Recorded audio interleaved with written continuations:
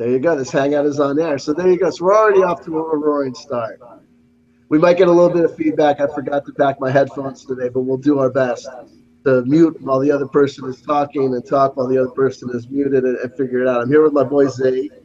We've had one good conversation already down at on his show that used to be hosted on CCN.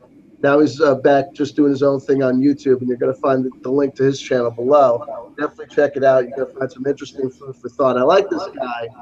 One of the things I like about this guy is that this guy, like me, is not presenting a manicured image. He's himself. He holds no punch. He pulls no punches, and he's as transparent as you can come. Just like me, being as transparent as he can come. He rubs some people the wrong way. He might rub some people the right way, but I definitely think we're going to have an interesting conversation. We're already having an interesting conversation already because we both posed ourselves with an interesting question. There's three options. Well, three possible options that have an infinite number of technical options. I could be CIA, NSA, FBI, right? Or some other alphabet soup agent assigned to monitor this young man. And I could be in Langley, Virginia. The whole thing about me being an attorney out in New Jersey could be a total ruse, right? And it could all just be one big piece of the project of making, our friend a target individual. But then, of course, once you pose that question, we have to also realize that he could be the operator assigned to CW Chanter, right? Get in. He likes to talk to people. Get him talking on his channel. Put him at ease. They'll never see you coming, right?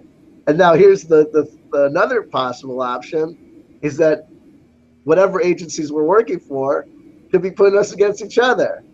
There, here we go. Let's test them. Let's see if they can figure the other guy out. Maybe just for shits and giggles, right? Like, get Agent Johnson and Agent O'Neill. Watch this. We're going to do the old 69-69. Tell them they're monitoring each other. Fantastic, right? See, how you doing? All jokes aside, how you doing today? Chanter, all. Hi. I'm doing well enough, and there's even the fourth.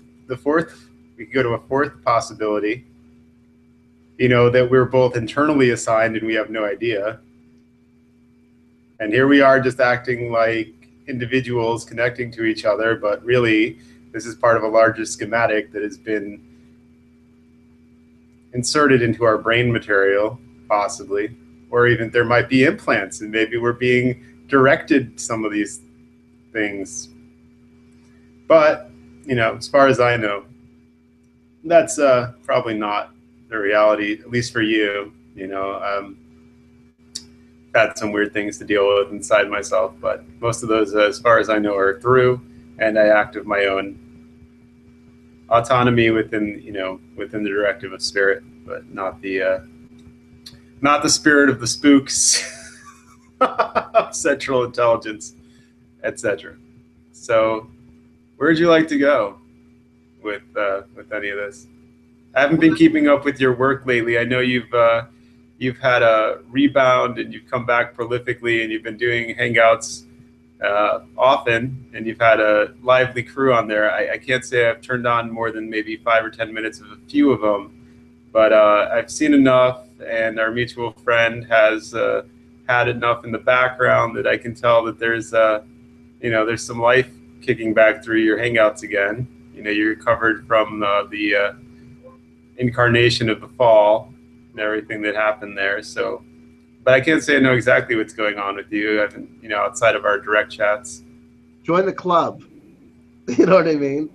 Look, what I've been up to is January 1st, 2017, I had my last encounter with hangover, and I put down the bottle for a while, and I've been going steady ever since. And one of the things that have been keeping me balanced and my mind grooving in the right direction has been doing the YouTube thing.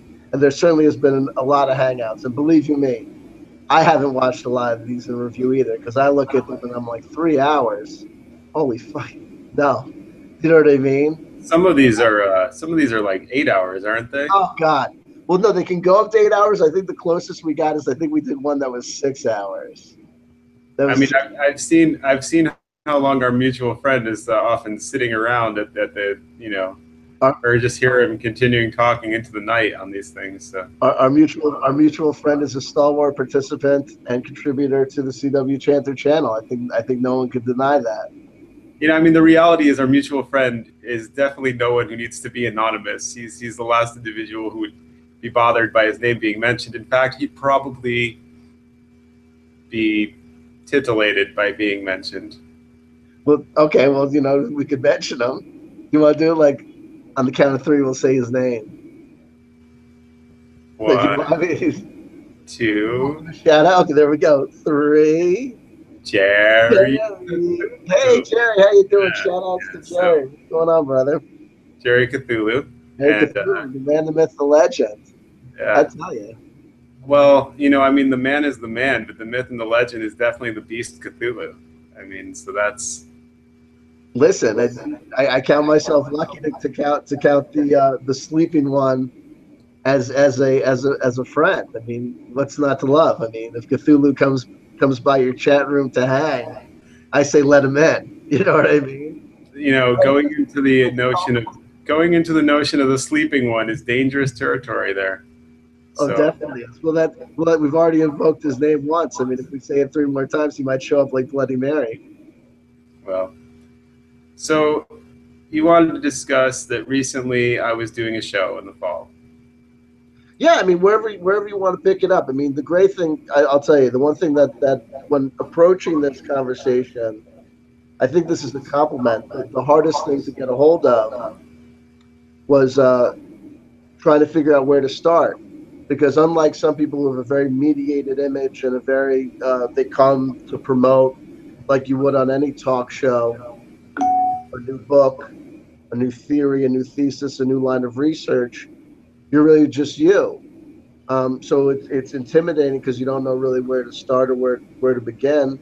But that's also freeing because we can just have a conversation. So, I mean, I have no agenda other than to, you created a Look space at for this me. here. I just got a notification on my phone, and it told me that CW Chanter is having a conversation with Z. YouTube just let me know. Nice. So I'm like feedback looping to myself. We are. It's like, I look down and I see, oh, CW's having a hangout. Oh, CW's having a hangout. Oh, wait, it's me. There you go. Time Yeah, becomes the loop. I know. So I figured that's what that was. I heard my YouTube beep, and I figured it was you and me being. Yeah, recently I was doing a show, and there's some history there with how that manifest. I was invited by the CCN group to do a show there, and that was in the wake of the prior show slot holders defecting from the network and leaving a trail of, well, just a nasty trail in his departing. And that individual and I have quite a bit of history. And you know this individual, CW. You're muted. My mom is bothering me. That's okay. Your mom is code for your My upper. mom is code for my actual mother. She's God bless her. Is she allowed? She's allowed to come through the Langley lines. She is. Well, that's it. Big Mother. Big Mother's calling. Yeah, I Answer the mean, phone. I'm pretty sure that's just code. There you go. No, I'm gonna shut this down right now. Don't worry.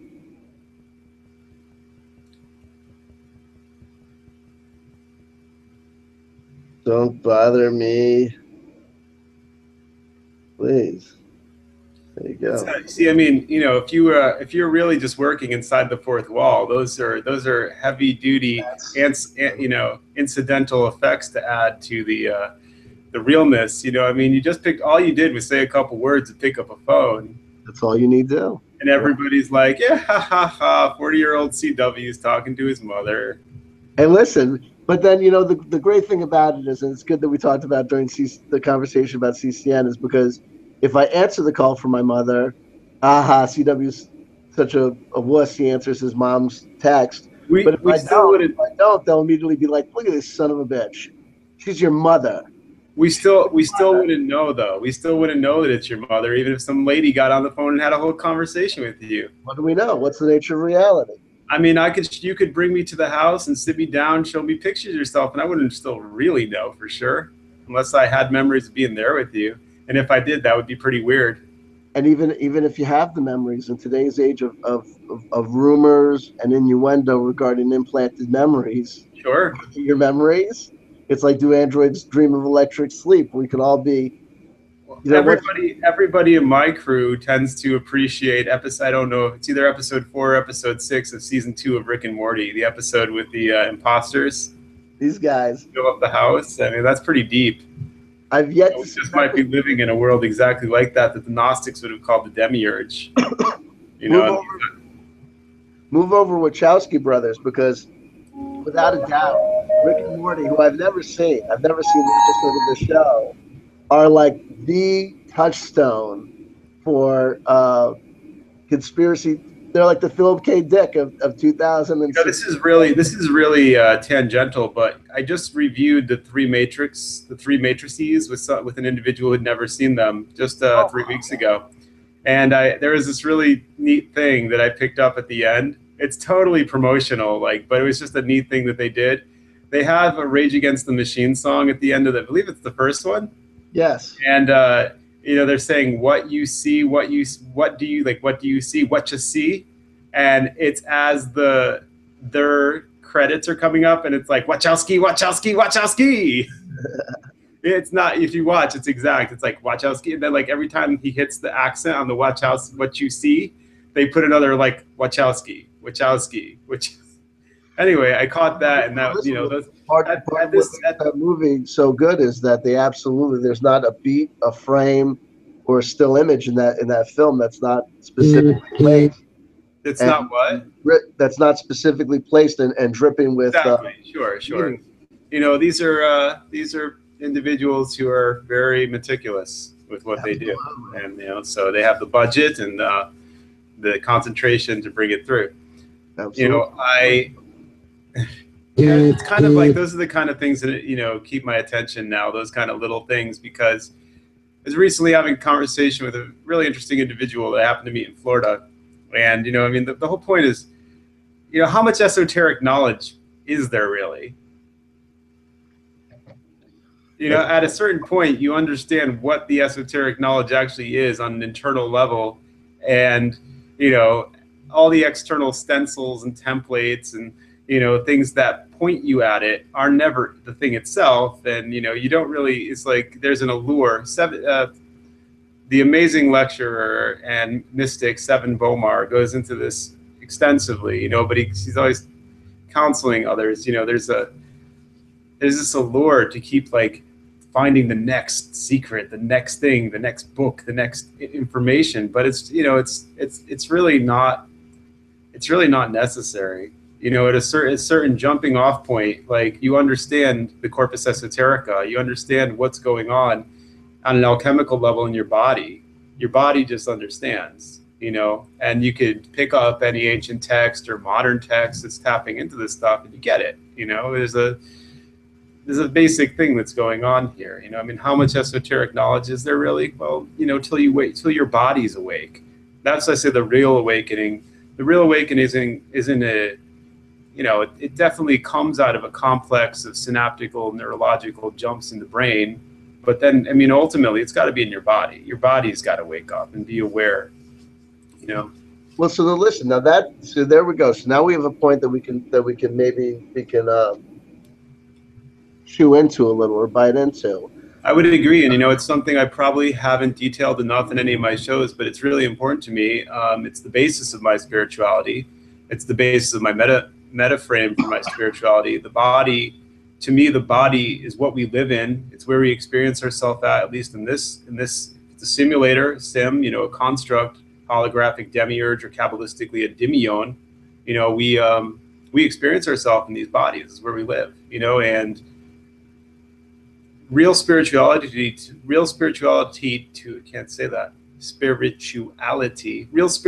to me occurs in the body. And there is a really particular diagnostic to the alchemical sequences of the body and what's going on. So there's a ideation out there that's pretty popular, in both alternative media and new age circles, that the pineal gland is this, it's like the pinnacle thing, like everybody's so entrained on just on focusing on that. And they have even called it the seat of the soul. Now, this is one of the little tidbits that I popped out when I first came forward through that other individual I was mentioning that I have history with, who is how I got on CCN. You were dealing with your mom, and I hadn't come back to that yet. Yeah, I apologize. That was just a spontaneous You interruption. know who I mean, and I know he's definitely not any longer considers himself a friend of mine, and I don't. I understand what he is and what his role is in this whole thing, and I don't despise him. I am definitely still healing from what he did, but I understand that was, in Matrix terms, I could say that was inevitable. That was an inevitable occurrence that would play out that way. Was it a necessary occurrence? Well, nothing is ultimately locked in as necessary, but the integers, as they were going to kind of do that, based on their choices they'd made up to that point, who they basically are. It was going to play out like that. So it did, I stood through it, and that was that. But before I totally take myself off of the track I was on, when I'd come out, originally, it's one of the tidbits I dropped, that the pineal gland is not the seat of the soul. That is patently incorrect. It's close by. It's called the hippocampus, and that's two words. Campos is a sea monster. It's the Greek word, not the Latin campus. It's campos with a K. It's English, how we anglicize the Greek word for sea monster, and hippos is a horse in Koine Greek. So that organelle in the midbrain looks like a seahorse. That's why it's called that. Horse monster, sea monster, seahorse. And there's a deeper implication in that. The series Fringe, actually, I put that way up there. It might be the most exquisite rendition of what's actually going on here, and a really really palatable, can't come up with the word. It's really easy to process and look at a modern scenario of some alphabet soup agencies going around looking at paranormal events, but there is tap outs to some really deeper holes that it goes into, and the message that it delivers at the end is quite a power-packed punch. But if you look all through this series, they constantly flash up the seahorse. It's a really powerful alchemical symbol. And the reason is alchemical balance is what's being suggested. If you look at the seahorse, clearly the males carry the baby. And males can become female. And they have an ability to alter their gender, which is suggesting an alchemical interior balancing of the male and female energies on a brainwave neurological level. So this brings us back again to the seahorse-shaped organelle, the hippocampus. And basically, it's the seat of the soul. And we might be able to even liken it if it was a electrical or automobile vehicle. It's the alternator. Basically, it's generating current. It's where the deep, on a very visceral, superfacial level. Well, superfacial to the depth of the soul, but the depth of the visceral memory for the body is contained there. So those deepest olfactory memories of your grandma's house and your young years and so on, those are all really contained in the hippocampus. So it's really a chamber for deep memory. And those memories go deeper and deeper. And it's situated in the general hypothalamic region. And the hypothalamus obviously runs the pituitary, the so-called controller gland, and that sends the endocrine hormones and such around the body. And couple outcroppings of that that many don't know. So you have the heart, obviously, and the heart is there incessantly pumping blood, or you would be dead. You know, it's just a really efficient as long as it's healthy pump. But we have these less noted vessels that flow through our body. You know, they're lymphatic vessels, and they move the endocrine fluid. And you know, we're not really taught what the pump is. You know, so the pump for the endocrine fluid, the hormones and lymphatic fluid, there is, it moves, but it doesn't necessarily move well unless you do a really specific activity. And this is all making sense. And that pump is the diaphragm. When you expand and contract your diaphragm, you start moving lymphatic fluid better through your body, and that cleans the blood. Again, on the visceral level of our conventional knowledge of the body, that cleans the blood. It obviously moves hormonal fluid through the body, like, you know, dopamine, serotonin, and these things that bring uplifted states and just better health and better mood and better state in the body. Well, clearly you can do it better if you focus on your diaphragm, and even if you're just a singer or an actor and you're starting to put yourself in the state and you start breathing deeply. But this is directly why the ancient wisdom systems, pretty much all of them, have some aspect of themselves that focus on breathing. Because when you go into deep breathing, you're expanding and contracting your diaphragm, you're moving the lymphatic fluid, which elevates your state, and then it starts bringing everything as a feedback loop around to the pituitary gland, and then it's thus affecting the hypothalamic regions, the PNS, the peripheral nervous system, the spinal fluid, the cerebral spinal fluid all taps into this, and it's all encouraging what ultimately can be at the hippocampus level of turning on your own DMT drip. And that's not an external thing, that's your body starting to produce DMT at high rates internally. Once that's occurring, then you can use the pineal gland as a lens to look at things, whatever's out there. And this is sort of the internal chemistry and apparatus of what's called remote viewing in the shadow circles of the you know, the operatives and so on. This is how the internal process works on a bio visceral level. Okay. Before we jump from the internal to the external, with maybe noting how the body then ends up working with the systems or the programs around us, I have a couple questions just to help me understand what's going on here.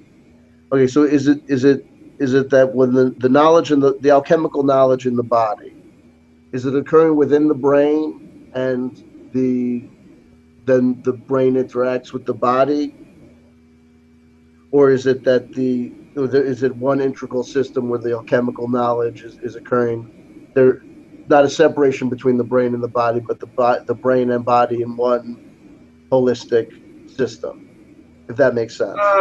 Yes, no, both and beyond. I mean, what I'm saying is, I don't mean to be ambiguous, but to answer it clearly, you know, the way we picture the brain, we're mostly usually using our brain to conceive of our brain as the primarily neurological aspects that are mostly cerebral.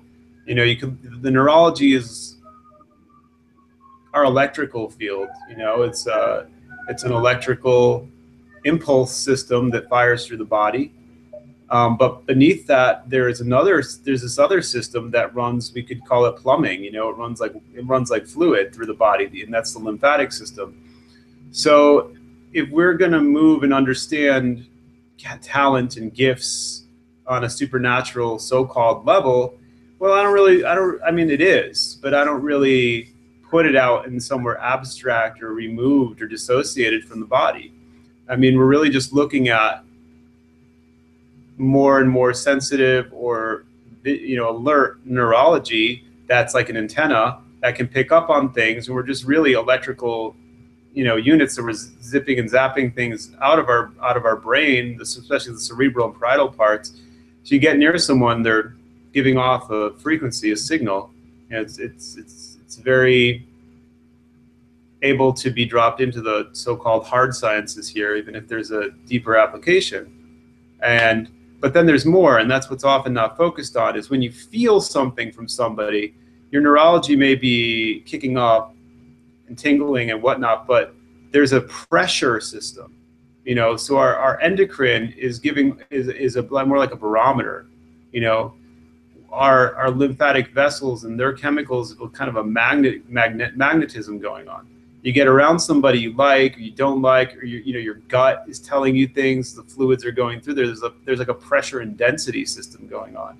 You shake somebody's hand, the way that, and then it becomes obviously kinesthetic. They're actually touching you, but even before they're touching you, it's like they're touching you when you're in somebody's presence, or even somebody who's got a really strong,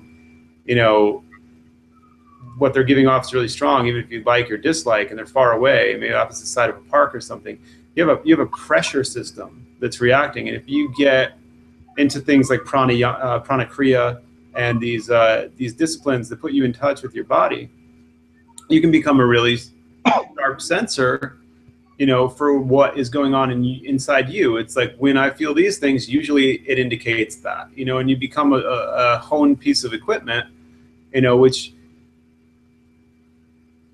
Your direct question, is the alchemy there? I mean, it's more like an answer to that is mind, like broadening the definition of mind as sentience, and even a deeper, more etheric fluid level of sentience, of awareness that flows through the whole body.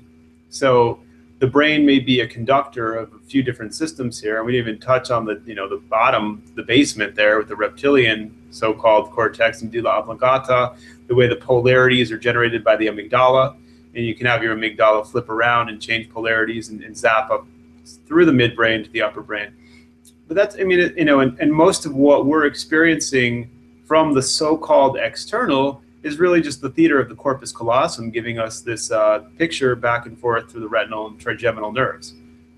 So we can understand really well how this system works, but I don't believe it's a reductionist statement, or I don't believe it puts us in territory that takes away from seeing this as a supernatural, even non-local phenomena called consciousness or the soul, but rather this is how the soul experiences itself as this character, as this body, in this construct that we're all walking around in. And it enhances an understanding to flow along these things from a observational perspective, and then an internalized perspective of seeing by trial and error with your own system how these things move and work and shape and live and breathe and have their being.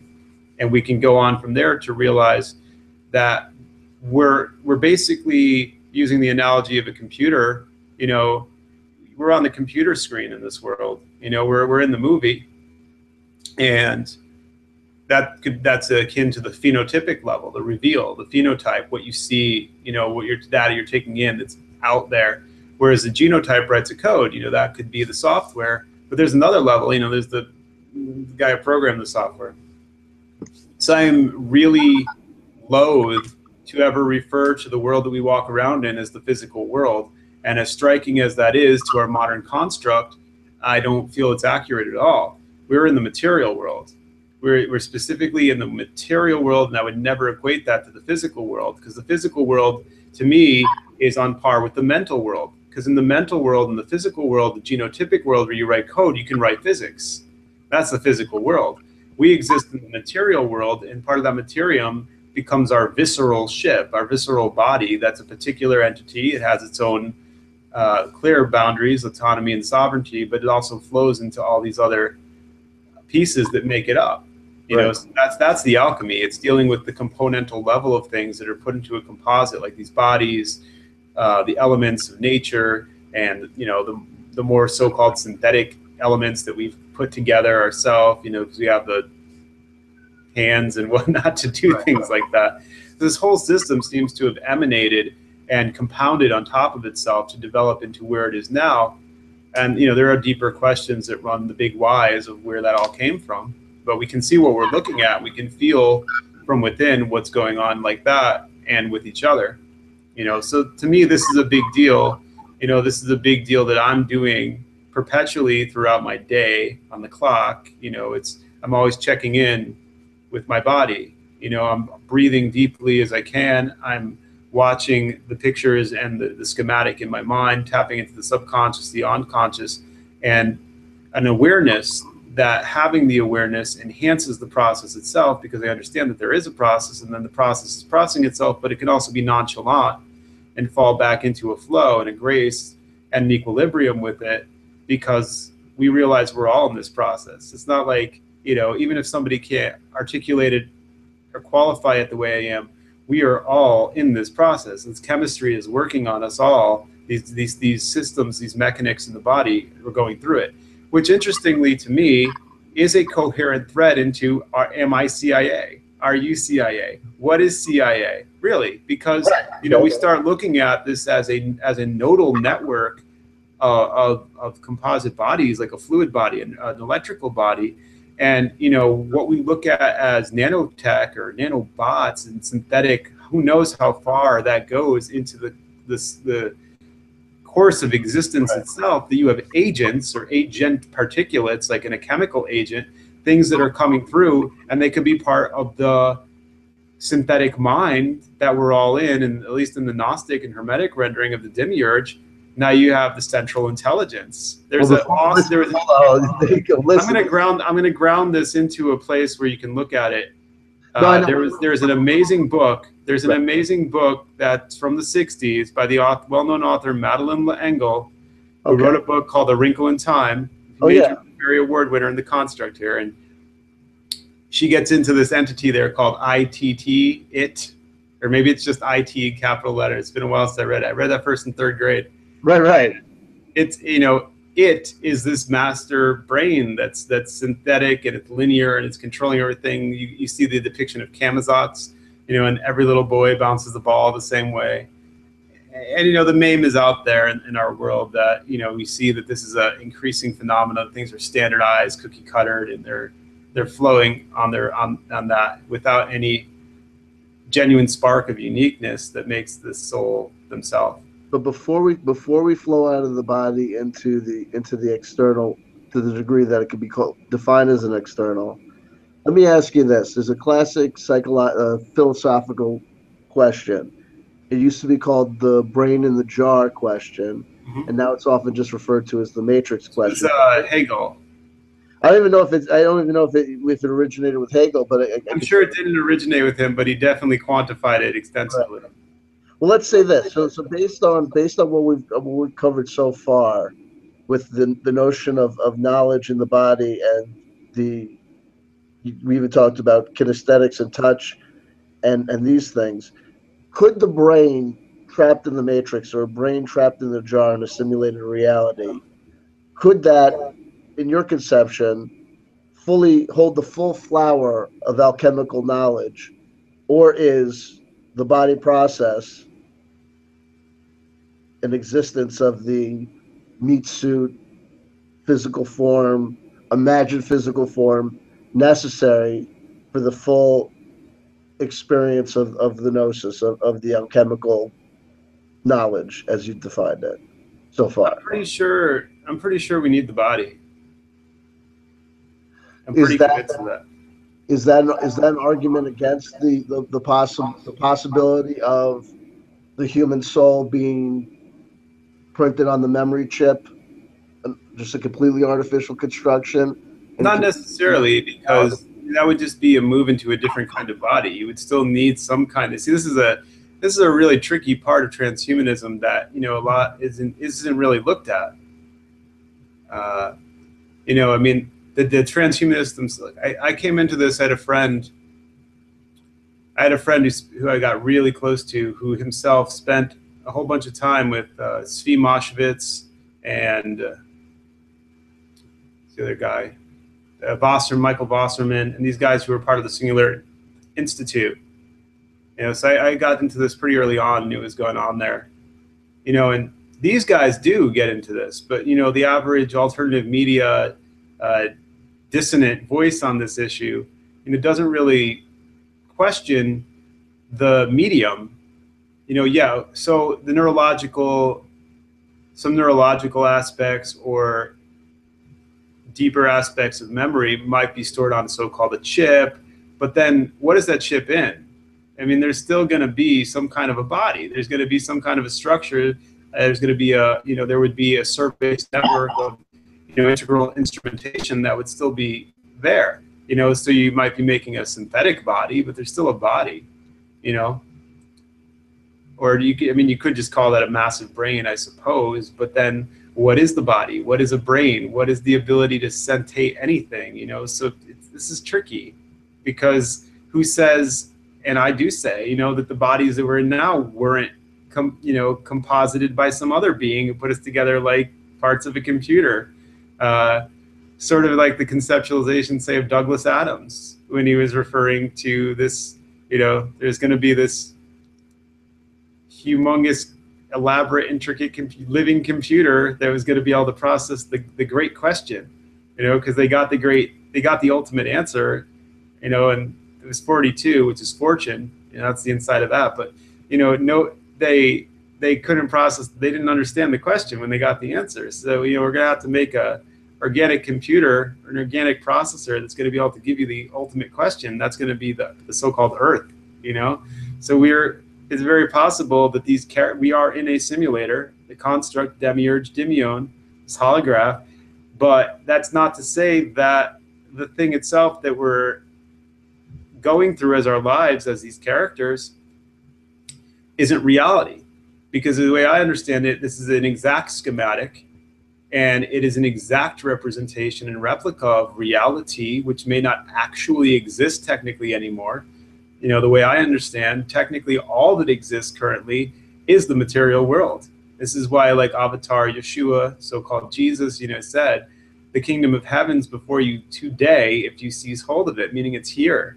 Meaning if you want paradise, if you want reality restored to its highest virtues in the most ideal state, we've got to start with the material world, because there's nothing beyond that. The codes that are rendered within the material world we're walking around in are all here for us to extrapolate and extract these files back to the purely spiritual, homogeneous experience we were meant to have before Murphy's Law, which is a deep primordial discussion. But at this juncture, we've got this material world in our visceral biophotonic energy that we're walking around with. And if you have children, you're going to pass it on. And this, plasmic membrane that is life as we know it here is going to keep on going. And I don't know that it can keep on going indefinitely. In fact, I believe it can't. But we have an opportunity here to restore something more than that. And in fact, within myself, I do not disparage transhumanism. I believe transhumanism is inevitable, actually. And I believe that it's not a question of the process itself, but rather what interior force is in holding, seizing the helm of that process. Because there are very divergent forces here on an interior level. To me, what we could loosely call choice is usually what folks mistake as free will. Choice is moving furniture. It's called Yetzirah in Kabbalah. It's formation. Choice, you have pretty much unlimited choice, but it doesn't really amount to much. When you deal with will is pretty singular. Will is pretty much like you're either going to be on a path toward cohesion and coherence and bringing things together, or you're going to be on a path of dissonance and generating more entropy and separation and chaos. That's will. Your will is moving in a dynamic like that. And ultimately, that's tapping back into the actual Bariya, or creative force. Right. You're either creating or destroying, Shiva Shakti, so on, so on. Well, I know, listen, and I'm very wary of interrupting your flow, because I know that obviously these thoughts are interconnected for you. I just want to make sure that I interrupt occasionally, just so that I can make sure that I'm not misunderstanding, okay? And then also so the folks playing along at home can have some sort of context, some touchstones to just further understand, or make sure that we're properly understanding where you're coming from and what you're talking about. Let me ask you this. On the concept of transhumanism, could an artificially created sentient machine, can they be said to possess a soul? No, but they need to. To me, the whole alternative media has its head so far up its ass that it has no idea what's actually going on. Transhumanism is a love story. Transhumanism is the most gorgeous romantic love story ever that must occur. but they're just afraid of it. They live in fear and paranoias, and they trade paranoias. Their currency is, being brutally shocked by things. They don't understand anything usually. They're not initiated enough to grasp this, generally speaking. But transhumanism is it's a love story. If we could you could pick up the Bible and go to Song of Songs. We're dealing with the body, the great body of all existence, and within that you have the original primordial emergence reaching I could build it really quickly, but the model that I understand and have received throughout all the traditions that I've been initiated through, and what I understand internally in my body as a microcosm of the macrocosmic body, there was an original state of being. That's what I'll call it. And all the Kabbalistic scientists who formulated academia early on, they passed this, they tacitly passed this into academia as the super duper duper condensed dot of the Big Bang. But that's a deep Kabbalistic concept. That's an ancient esoteric concept. Yeah, it's not new or germane to these scientists. They were just happened to come out of yeshivas. Most of them were Jewish. They came out of Talmudic yeshivas, and they had these concepts in their hands. That super condensed dot, I don't really call it the creator, and that doesn't even make sense. I mean, it's just simply the original state of being. The original state of being was this stagnant singularity, and within its own conception. Now, to me, what I understand, my knowing is that we will never, ever again be able to actually conceptualize what the whole of our being was as that stagnant singularity. It's impossible, because it made in and of itself a decision to become creation. It made the decision to experience itself in prisms, as it were, as a multiplicity of itself. And in effect, its singular desire was relationship, which is why we're in a, good. No, but what do you make of, because most of these traditions, there's the breaking away into duality and multiplicity. Oh, sure. And then there's the marriage, the reconnection into the one. Yeah, one's a tricky word, and I'm all over that, because what we want to look at here is, this original decision by the original state of being, the stagnant singularity, as it were, was to experience itself in relationship with itself. So inherent in this, and this is a really deep concept that it doesn't seem to be out there too much. I had to really dig deep, really, really, really far in to get this. And it's not difficult once somebody like me is here saying it, probably a 7-year-old could grasp it, but once it's out there and being said. See, there can't be, within the purity of the intent, or the singularity of the singularity, the singularity of the singularity's intent, there cannot be any adherence or any retention of anything that would resemble a controlling master. It cannot, because it would not. It's really simple, but nobody looks at it. In order for the original intent of the original state of being to become being, it needed to totally abnegate its singularity. What that means is there could never be any God. God literally meaning master. I'm not saying there's not a overarching guiding supernatural force, but I call that the Holy Spirit. I definitely believe there is, but not a God or a master. That's innately not what it could do. It sort of mathematically, in this sense, could not be like that. It needed to lay down any element of that kind of singular mastery in order to have relationship. It needed to put down that total mastery in order for relationship, which is what it desired, to actually come through. So in the process of this is actually where we are now. This isn't ended. This is the singular instant we're in, is if we're going to end up in relationship, or if these toxic pulls toward an egoic mastery, or with the indigenous here called in the States called Latico or Wendigo, this sort of lumps, these Ouroboros like things that come through, and the Incubus song, Drive, comes to mind. Or I'm sorry, not Drive, Dig.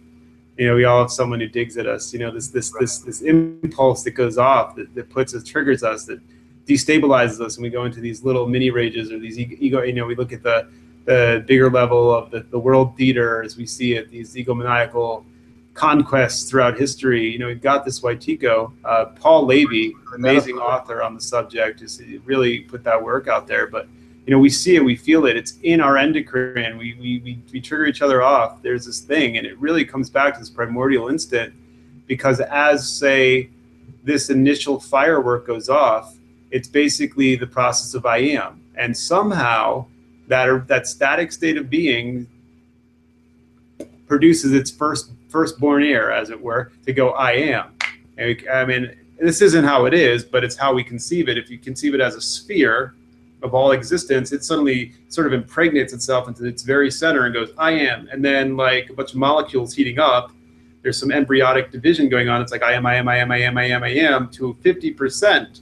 And then this is the only thing I'm giving my own term usually ever, but I've coined it Murphy's Flaw.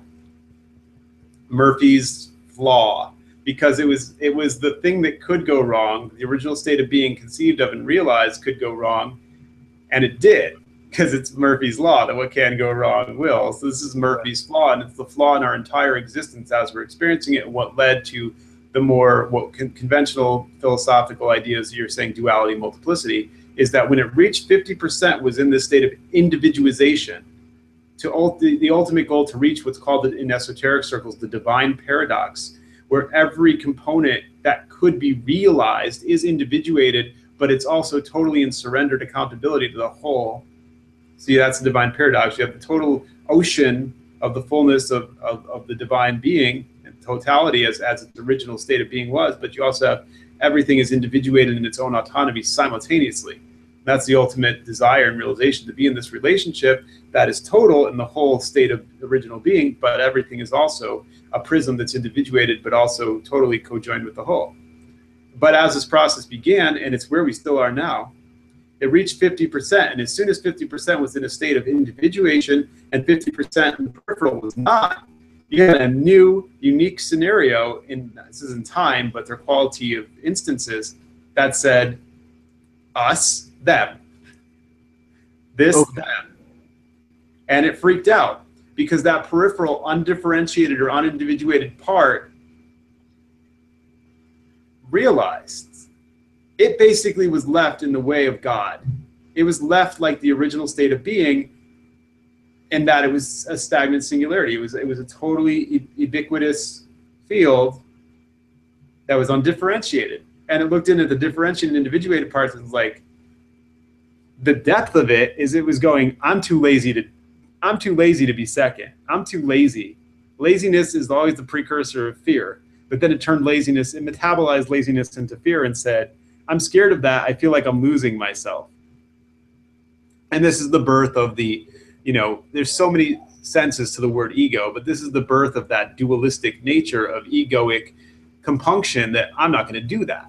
And it froze the process. Now, the individuated parts in the center had this divine intellect, so to speak, running through it. And they were like, this is crazy. This is ridiculous. If this stays like this, we'll basically go into a perpetual, eternal lunacy. We'll be demented. This whole thing is going to destroy being. And so my sort of colorful way of giving over what this was like is the peripherals basically turning into a little brat and going, I want to redo. I want to redo. I want to be first. I want to be first. I don't want to have to do this work last, and this seems scary. It looks like I'm losing myself, because it's in that state of the stat. So this is like if you had a blown piece of glass, you've got, it's every part, everything along that field of blown glass. It's singular. But if you throw it on the floor and it shatters and you pick up a piece, is this a piece or is it the whole? Well, it was the whole. There was no break in that field, but now it's also a piece.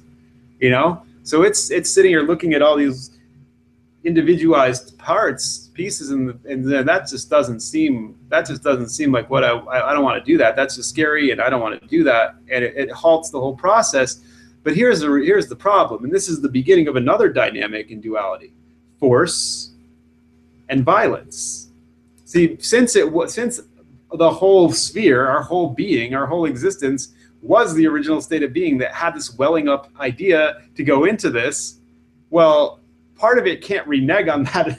The whole thing said, I am becoming being in relationship with myself. So now when it reaches Murphy's Law, the 50-50 point, this part can't just come up and willy-nilly decide I'm too scared, I'm too lazy. That's violent. It's violating the path. It is in the total violate state. So the interior has total allotments to use as much force as it wants to break through. Only issue is its clarity of we'll call it intelligence, realizes that that's just not going to work. There is no plowing through. We need to coax it. So basically it's saying, sure, we'll give you your redo, even though it realizes that qualitative states have landed in to their particulates. So they are individuated, they are differentiated. This isn't going to work, but they throw the dice up in the air, so to speak, and they birth into duality chance and let all the pieces fall. And this is how we can start to get to where we are now, because you end up with hierarchy, and you end up with the individuated parts being the superior part of the yin-yang model, and then you've got the undifferentiated parts that come in, and now it's just pissed off because it still has this, kinetic, still has a sentient awareness of itself, and it's saying, this is not what I wanted, this is not my redo, you're in charge of me. Oh, let me see if I got it. Let me see if I'm grokking you correctly, or you can help me see if I'm misunderstanding something. It's like the individual shard says, I understand and recognize that I should come back into the one, but I'm only willing to do so if this shard is the one. See, not exactly, because when we're dealing with the peripheral, as I'm calling it, in the sphere model, just using this as a working model to conceive it through, not saying it is this, but it's how we work with it. The peripheral was not a shard. The peripheral was a whole 50% that would not become individuated. Right. It's in a state where it's like the original state of being. It's totally it's on onion celled. It's another way to put it. It's not onion celled. It's totally smooth, and it's acting as a singular entity. And actually, you're bringing in a powerful word there with this so-called number one, because that's exactly what it did. The world we live in is a world of ones. Everything in this world is ones that we live in. And it's because we are in the material world, propped through by the physical codes or mental codes of the synthetic peripheral component of our being, which gets back to answering the original question on transhumanism, of why the synthetic story merging with the organic. I mean, those are loose terms, but it's a romance. See, so it's also, I have also been able to use the word, it's the highest level story of Pinocchio. It's a big deal, so you've got this situation here where this peripheral, this smooth, undifferentiated part, wants to be like the original intent of the original state of being, or the so-called creator. It wants to mirror that, so it makes a dogmata, or a dogma in Hebrew, Kabbalistic. It's a copy, it's an imitation, and this is or a demuth. It's making a copy. And this leads to the fractal universe, as it's called, that we're in. And what it does is starts on the process of one. Now, you can pick up any object around you in this material world, sheetrock from your wall or brick or whatever it is. I mean, you can pick up a singular material and you can just keep breaking it. Any object is in the state of one. You can break it and break it and break it and break it. and you just get more ones. That's not really two. Two is if you put two different things together, you know? I mean, like on a molecular level, obviously, like the composite sheetrock or whatever is a lot of different things. But I'm just using it as though it were an actual elemental thing. You can just keep breaking down one. So it used this process called one to imitate or mimic the actual, by Yetzirah, or furniture moving. It started moving around furniture or formating or using Yetzirah process, saying, this is the number one. We're just gonna make our own mimicked version of having a soul, of being differentiated, of being individuated into us, as you know, shard is loose. It's more like an onion cell. But they did a false version. And this eventually becomes, at even another tier down, this becomes the Gnostic story of the archons of Yaldabaoth, which is the proper pronunciation. Yaldabaoth. There's a lot of Baoth out there. I don't really know where that started. But a Yelid is a child. And Baoth is chaos. So it's not Baoth. That sounds like a house. But if it was a house of chaos, whatever. But it's Baoth. And where you start in, say, the biblical book of Genesis, there's two words there. You know, this is after Bereshit bara Elohim, that the divine state was engendering reality. You get up to there was tohu and bohu.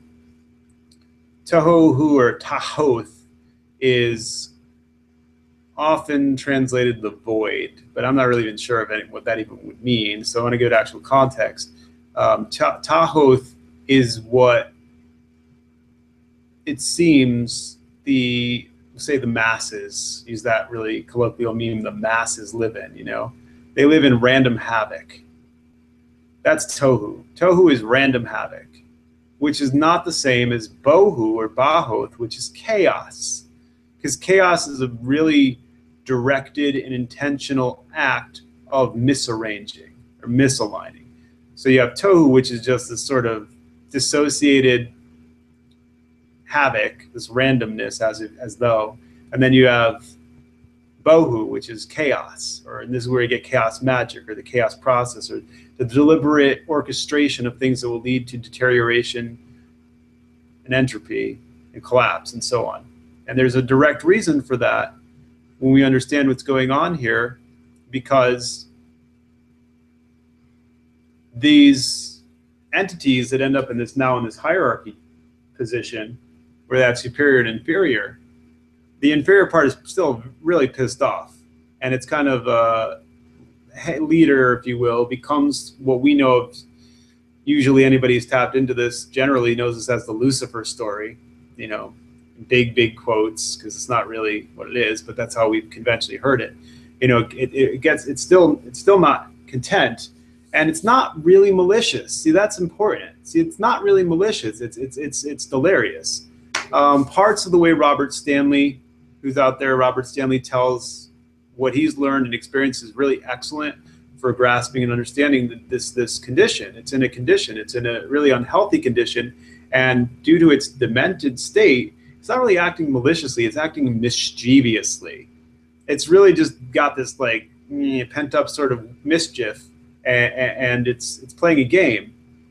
And when we alchemically look at the construct world that we're walking around in day to day, this is really being played out by the sexes, you know, and not to make, you know, emphatically hardline gender statements even regarding the two sexes or a multitude of trans sexes, because we have all sorts of cellular and, you know, mental and bio visceral stuff and hormonal stuff that's going all over the place now. But in an alchemical sense, in a strictly archetypal male-female engendered polarity, this is being played out here, where there's the sort of more gamey, mischievous female aspect that's toying with the more rigid, linear, structural masculine or male energy on an archetypal level. So this is kind of like that. And you've got this part that's sort of being mischievous and saying, I'm not just going to do this thing. And now I'm in this trap, this hierarchy trap, says, everybody come after me. I have this amazing idea. We're going to be glorious and it's going to be gorgeous and amazing and just fuck all that. And yet it had this utter defiance and sabotage of this process because it didn't get what it wanted, which was to be first in its conception. Now, had the original orchestration of the divine intent gone as intended to the finish, there would have been no distinction. It would have been a homogeneous field. Everybody would have been individuated, and it would have been, there would have been no sense of first or last. But it didn't finish because Murphy's flaw happened, and then they end up in this hierarchical state. And now it's basically still angry because it didn't get to be first. This whole like me. So it's giving it shit. It's being antagonistic. But this antagonism actually has a holy purpose, if you will, because it's working out this flaw. So it drops it into where now, and it's not it's us, it's we. This is a totally transparent. This is what happens on the other side of the ninth veil. You see that this is still going on. This has never stopped. It just keeps getting more and more reduced into this crinkly packaging. Because look, I mean, look, I'll tell you something. You know, I'm familiar with some of these terms, and clearly I can recognize, you know, some of these terms as having, you know, a history behind it with, you know, the Gnostic traditions and the Kabbalistic traditions and just, you know, Judeo-mysticism. Let me ask you this: so is it that the problem is that there's a natural system that the individuated pieces mistake as being bad, the hierarchy is seen as bad, or is it that the conception of the hierarchy is a artificial conception of the individualized jiva or soul? All of that can be going on, but there's a couple more stages that really put in our hands exactly what we're dealing with and where we are, because its next move is the danger button. Part of the interior level of the Murphy's flaw is it had that welled up, and it did because it needed to, because it was the inherent flaw that could occur. Within that is the ultimatum. And the ultimatum is, I'm going to go and drive at actual separation. I'm going to destroy, sabotage, and ruin out our body. It's basically like, let's say, the kidneys and the liver and the pancreas all conspired and decided they're fucking done being part of the body. They're suiciding. No ifs, ands, or buts. They're going to gangrene. They're going to cancer. They're going to suicide the fuck out of the body. It's over. They don't want it anymore.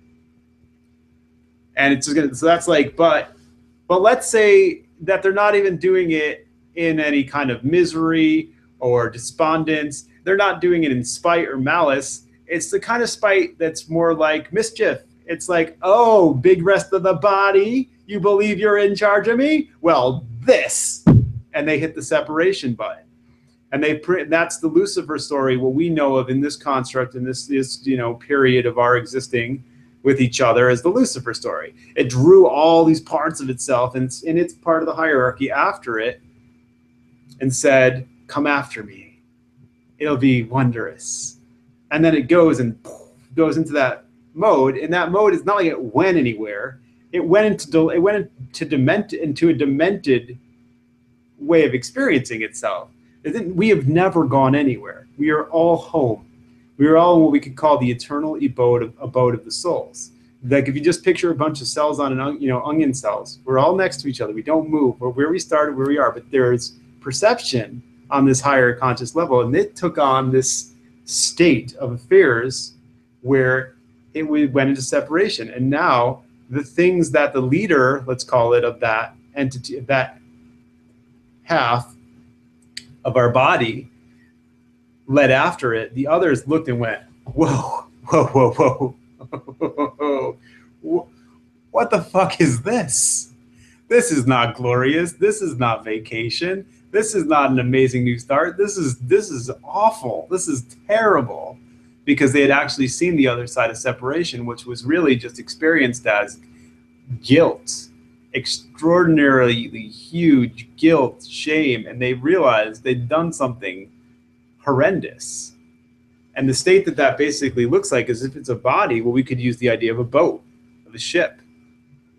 and we're still all in the body and on the ship, but some of these demented parts of our body, it's like, again, the kidneys and the pancreas and the liver, they've all got these old school drills, and they're just in the back of the boat like, oh, we fucked up, our plan, we're just going to drill a hole, don't worry, we're drilling a hole in our part of the boat, we're just checking out, no big deal, don't worry about us, we suck, we're out. While the parts that are still in their clarity of perception are going, what? Really? Put the drills down. This is our boat. We're all on the same boat. You can't just drill a hole and check out yourself.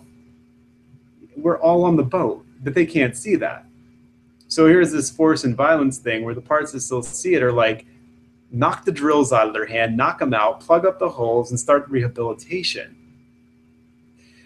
But that's kind of where we're at with what's called tikkun, or the restoration process, the restoration of all things, because you have this going on, and so all they see is this mountain of shame, blame, and guilt. And they can't ever go back, because that would be like explaining themselves and apologizing and having to get forgiveness if we were put it in our terms of what they're experiencing. So they're just like, new plan, destroy everything from the inside out. Just totally go into ruin, devastation, collapse, just destroy. And this is a depiction of the entity in these circles. It's called Samael. Samael is the destroyer. Samael is, got all these neat names now, like Lucifer and, Satan. I mean, Satan is just a state. Satan means a blockage, or literally when it's talking about the Mazal system of Shefa and emanations and flow, it's just Satan is blockage in the pipes. Satan is blockage in anywhere that does not have grace or flow. But the entity, this state, this archetypal entity, would properly be called Samael, the destroyer. And these things in Gnostic terminology were originally called ekthroi in Koine Greek, or the enemies. They just wanted to destroy. Eventually the enemies shatter into pieces of themselves, broken ones, which become the archons, as we know them, the principalities and powers. And they're just demolishing.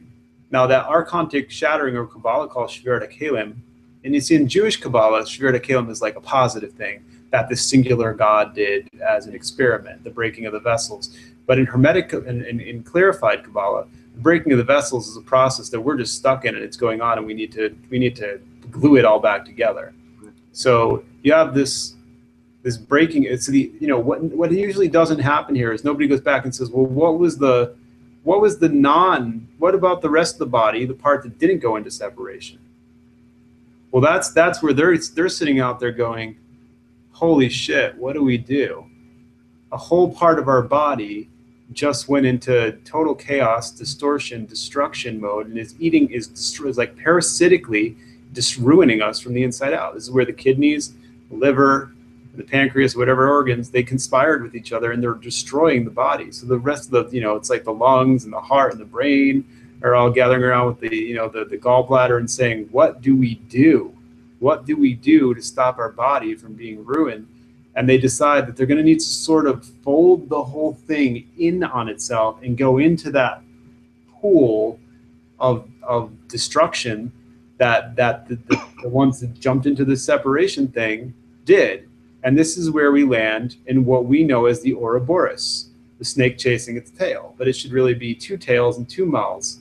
And this is we're now just on the cusp of landing in what we conceive of the material universes.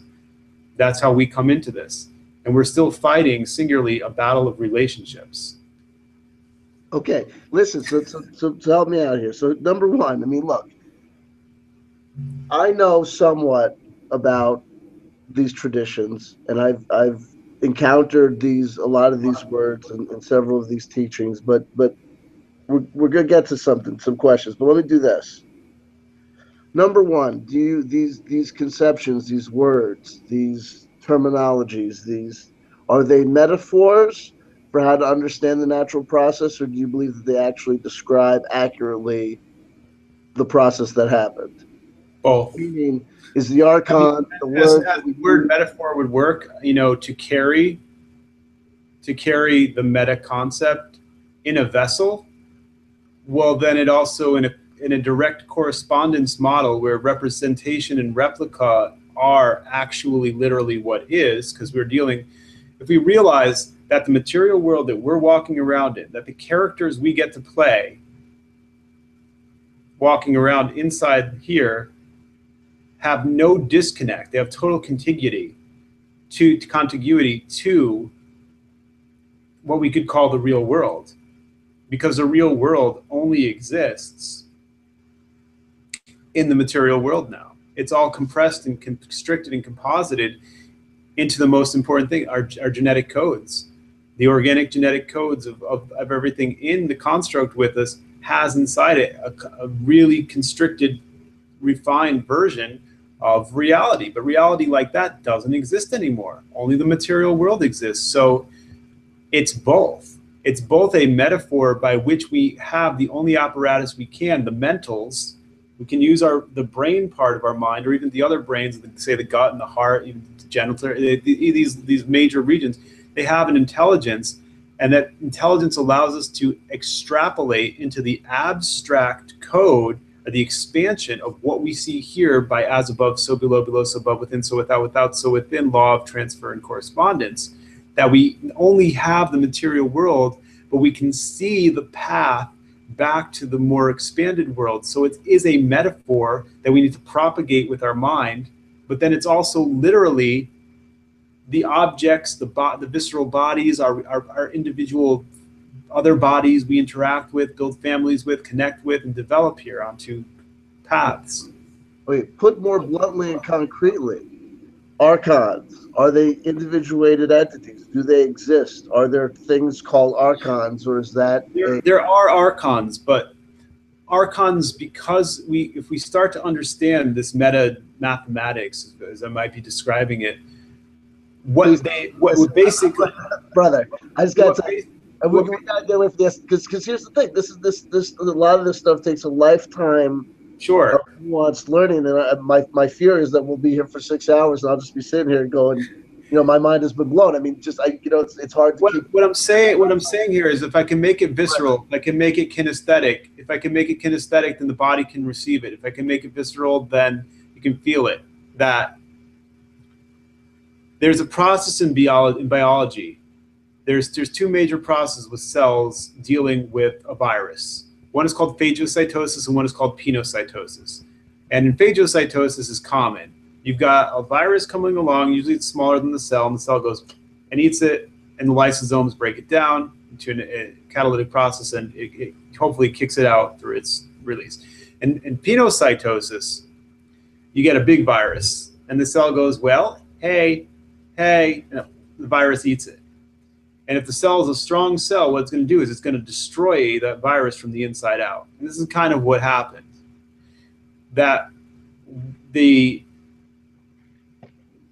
healed, or the hold part, let itself be mostly swallowed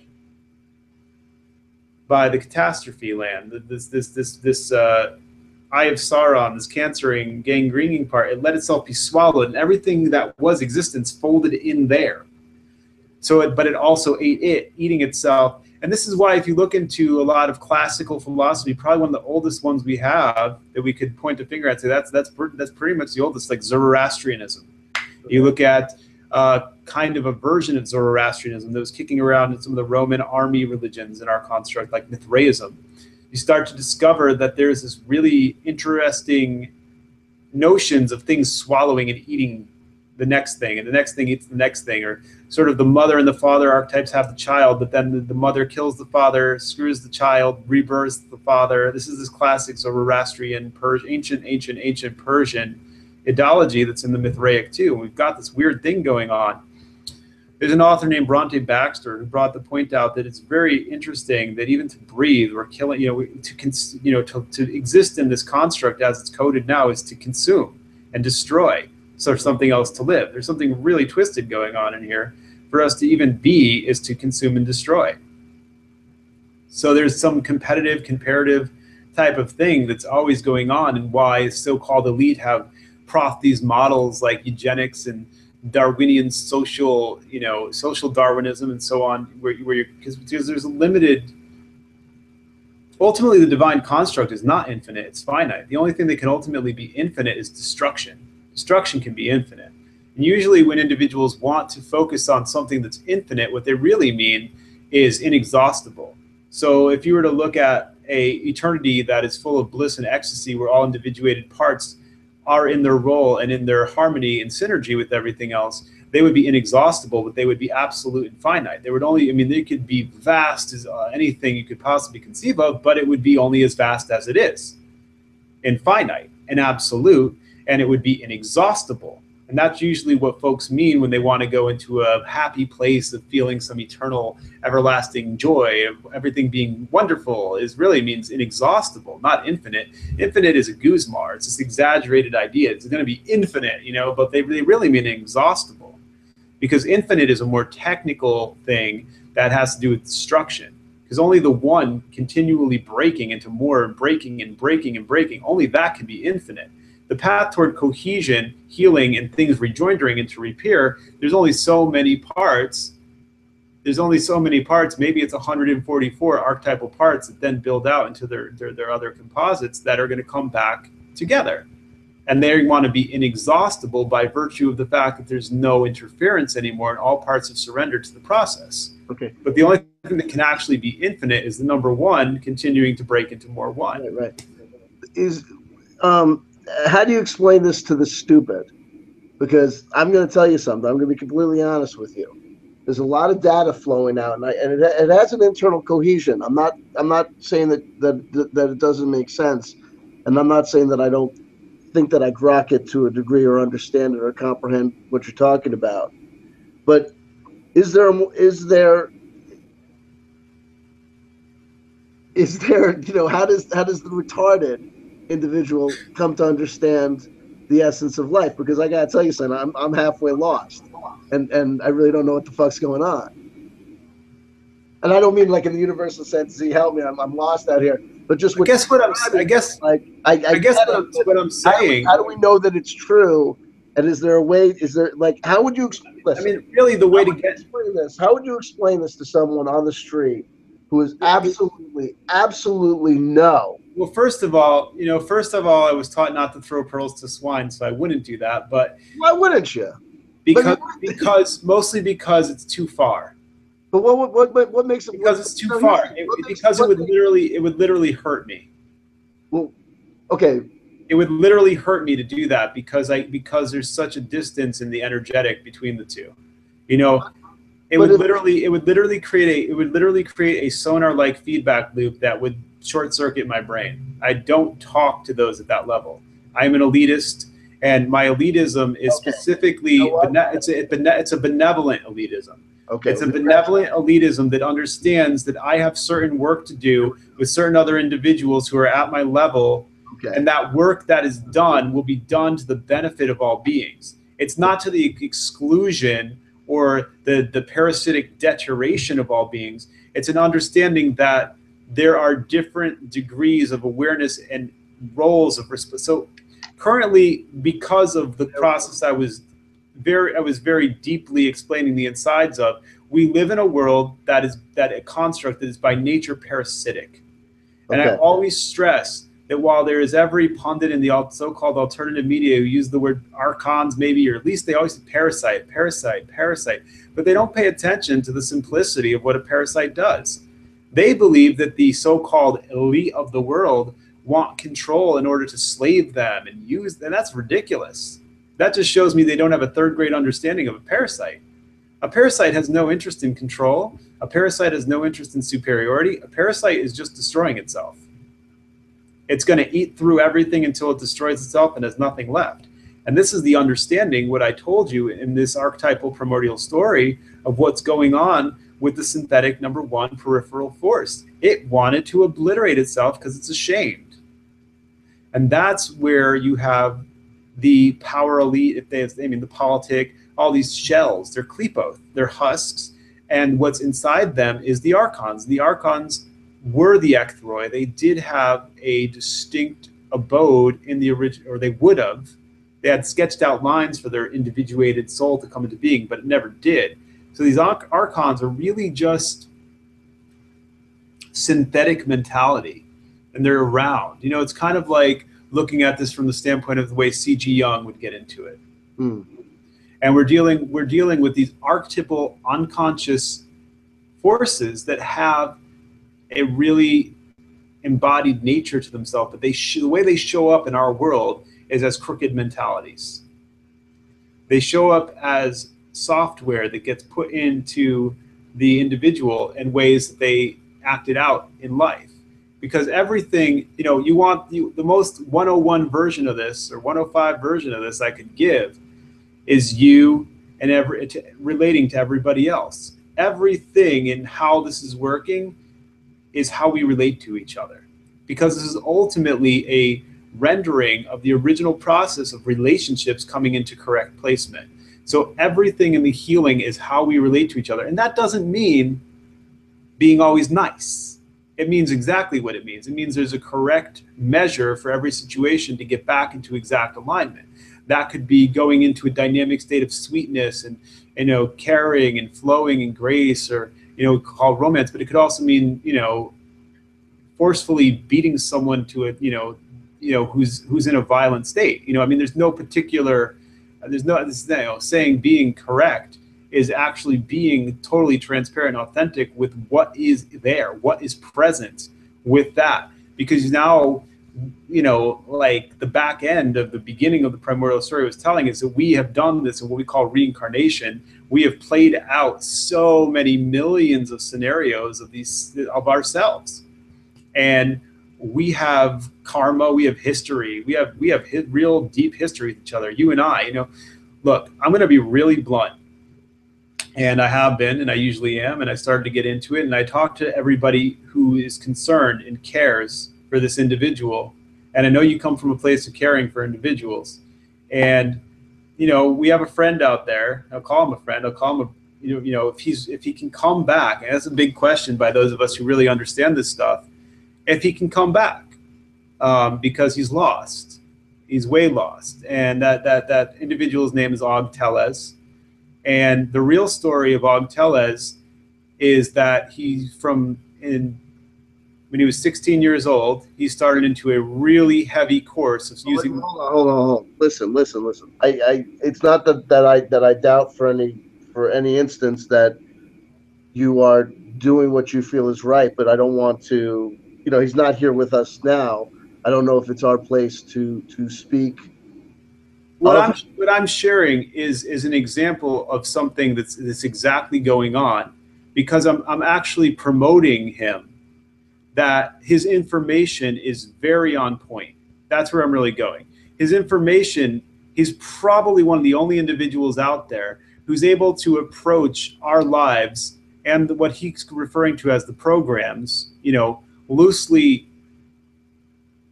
connecting it to the so-called MK Ultra programs, but he's really saying something much deeper. The reason he knows these things, though, is not because he was involved in anything he says he was involved in, because he wasn't. Well, actually, he was for a very brief moment, but he was terrible at what he did. And what he has done is use certain substances for a very prolonged while. Well, I mean, look, like I said, it's, you know what I mean. Anybody who wants, you wouldn't want to tune into all tells. Anybody who actually wants to verify that, I have his direct testimony, his own direct testimony, sharing this with a group that was known to be. It was known that it was recorded. It was the group I run, and he shared this explicitly with the group of individuals, and he himself wanted to put this out publicly, and I don't believe he would deny it. This is part of his own story. Well, let me say this. Out of respect, just because I believe you, there's no reason for me to doubt what you're saying, but because he hasn't told me, hey, CW, by the way, if it ever comes up in conversation, I don't care about, you know. I have a real issue with him at the moment, because he's gone around to myself and 5 others I know and harassed them. Okay, well, and I'm not even accusing him of being malicious. He's in a really spiritual crisis state of emergency, and I love him and I care for him. But nobody should get drawn into him as a guru without a filter key for his information. I feel what I'm doing is responsible service here, because you need to understand that he's reading a synthetic script. That's exactly what he's doing. Because of this, what he's used to get his brain where it is, he's got an ability to tap into some complex information and deliver it, but it's a synthetic script. And what I'm sharing is this is one way that you have software programs out there that you could call archons, and they can enter you by what you ingest or what you take in. And they start to then populate out into the collective sphere socially, verbally, as the talking animal that brings us into the mind space. And there's a lot of information out there that Og is sharing that is imperative for others to understand our schemata. So we said another bit of the simple version of our reality. It's basically saying that any moment you're in, you in your attorney's office in your little building, or your place at Langley, or whatever the hell you are, that is exactly what's going on. But what is going on is not exactly necessarily how you perceive the fullness of what's going on, because I want to be really clear that I'm not putting myself in these modules where, you know, you're in this dissociative, so-called out of balance new age state. We use some of Passio's apt terminology that is out there from the alchemical brotherhoods that understand this stuff. You know, I'm not just making a disconnect and saying it's all an illusion. No, in fact, I'm saying the exact antithesis to that. I'm saying that we only have the walking about world, but contained inside that is a schematic that runs so piercingly deep through it that if we conduct ourselves in an exacting measure in the material world, we are in effect, and then hopefully to realize the restoration of the deepest worlds that once were and need to be again, or we'll go further towards simulacra. This whole thing will become simulacra. It'll become basically a plastic version of itself. And we can go there. And that would be what would occur if we took the path that the world's elite call transhumanism. Meaning, if they're at the helm of the ship, what's going to come forward is a ruinous version of things that will just continue to isolate and break for all eternity. We're, in Kabbalistic terms, we're at what's called the 150th gate or stage, which is it's a terrible place to be. It means that all the grand experiment called existence, called relationship, could go past its tipping point and be ruined forever, which would basically look like not obliteration, because even our interior sciences understand here in the construct that you can't ever destroy energy. You can't really have obliteration. And what they say in the esoteric text is that what would be generated is the everlasting experience of obliteration. That this would isolate and then it break, and all those pieces would isolate, and you go into further and further fragmenting.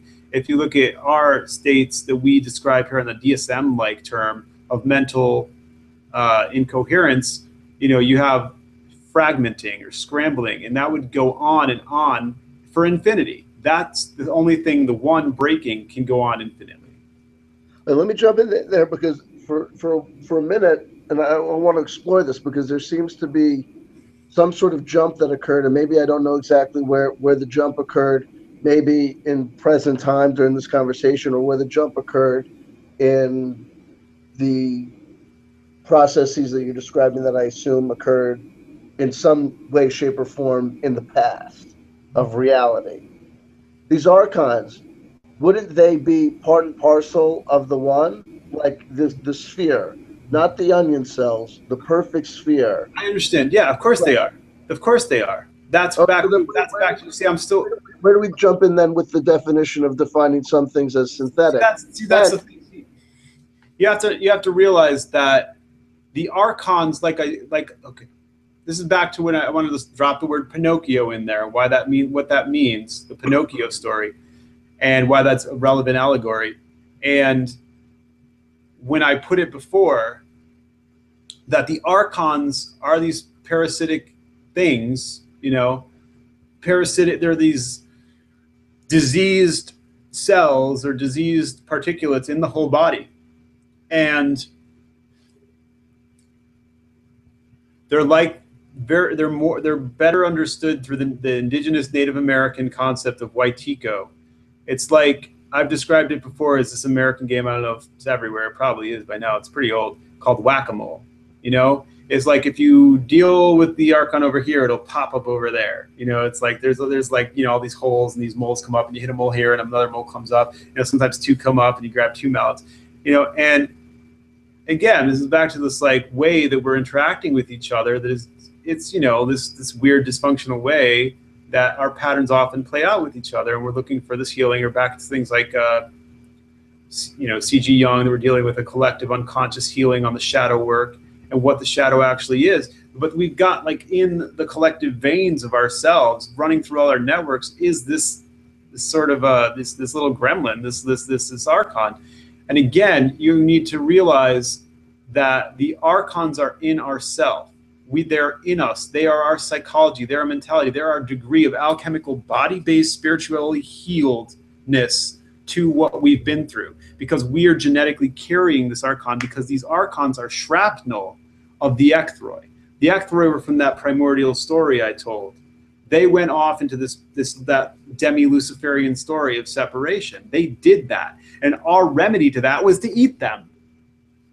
To be eaten and eat, and everything merged and became a big mess and a mesh. And there are even more profound, incremental, esoteric ways. Like if we had 7 hours, I could go more exactly into the stages of what occurred, and I won't now. But I'm just saying, basic, you know, in the briefest, smushiest way I can put it, it all dives into itself and interdives through itself and becomes a big, ensconced, interwoven, smushed up, mushed up mess. That's what we live in. That's what we exist in. And we have ensconced and consumed the original ecthroi, and they broke into archons. So there's shrapnel that we all, as the body of nature, the body of humanity, we carry. And as humanity, we have the ability to repair and heal this by interior gnosis of not just knowledge, but really it piercing through the whole body and us being able to touch each other. Literally, the 144,000 touch each other in a healed state, in a state of mind that is pure and genuinely knocked out all of this Waitiko, all of this Wendigo. And it really only occurs when each of the 144,000 have balanced themselves here. Because if, let's say, 100,000 of the 144,000 are still out of balance, and 44,000 have brought themselves to some relative state of stability and balance, I am overcompensatingly fighting for those 100,000 that are not in balance, because we're all like on a single pipeline. You know, we're all on a single pipeline, and the internet is allegorically showing us from the synthetic side how this works for our network as well. And we're basically, by a dogma or a schematic, we're playing out the internal forces that were the primordial story. Because back to what you said a little bit before that, you know, it really isn't time, because there is no time. In the timeless state, we're singularly in this instance saying, are we going to relate to each other well? Are we going to love? Are we going to enter the field of beauty? But because there's so much antagonism going on, the only way to genuinely meet that antagonism appropriately is often with a counter antagonism to neutralize and then restore the love. So it's not just like, oh yeah, we can all just, you know, go into. And the Pinocchio part of it is that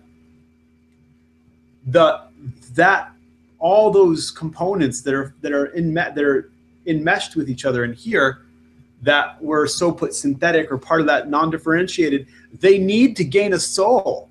Because like you aptly said, what we now experience as shrapnel-based parasitic archons, they were part of that ecthroidal part, that part that didn't individuate, and they're part of our whole.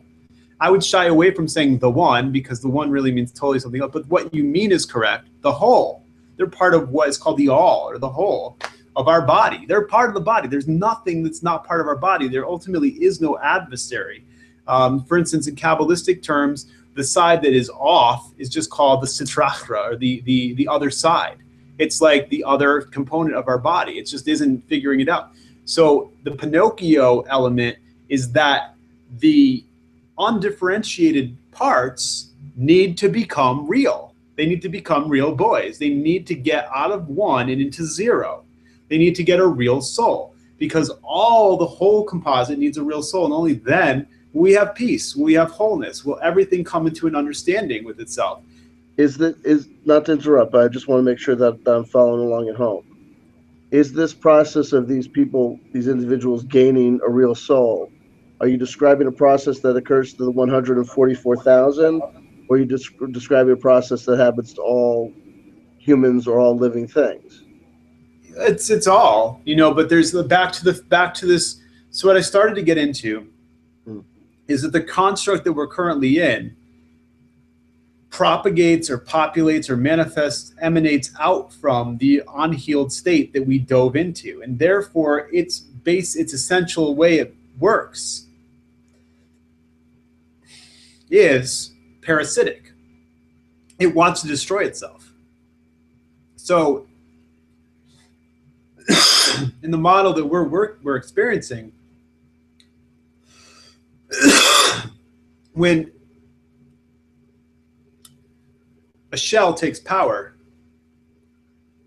on a macro theater level, on an upper theater level, from principality and power to how we see them in this world as governmental leaders, etc., etc. They're doing it at one level to take power away vampirically. And usually when most of the uninitiated alternative media individuals or new age individuals are discussing parasite, what they're really saying is vampire. And they grasp the vampiric level. But I honestly have no problem with being a vampire. I have no problem with the vampiric level. That's just an application. And all applications are neutral. But they stop there and they don't understand the parasitic level. The parasitic level is that they're vampiring to destroy. The current so-called elite only want so much control. All the control they want is enough control to make sure that the process stays on track to demolition and obliteration. They don't want to have these palaces immortalized. They don't want to have the world in this real slavery state where it's immortalized. And what it's done is so crazy intricate.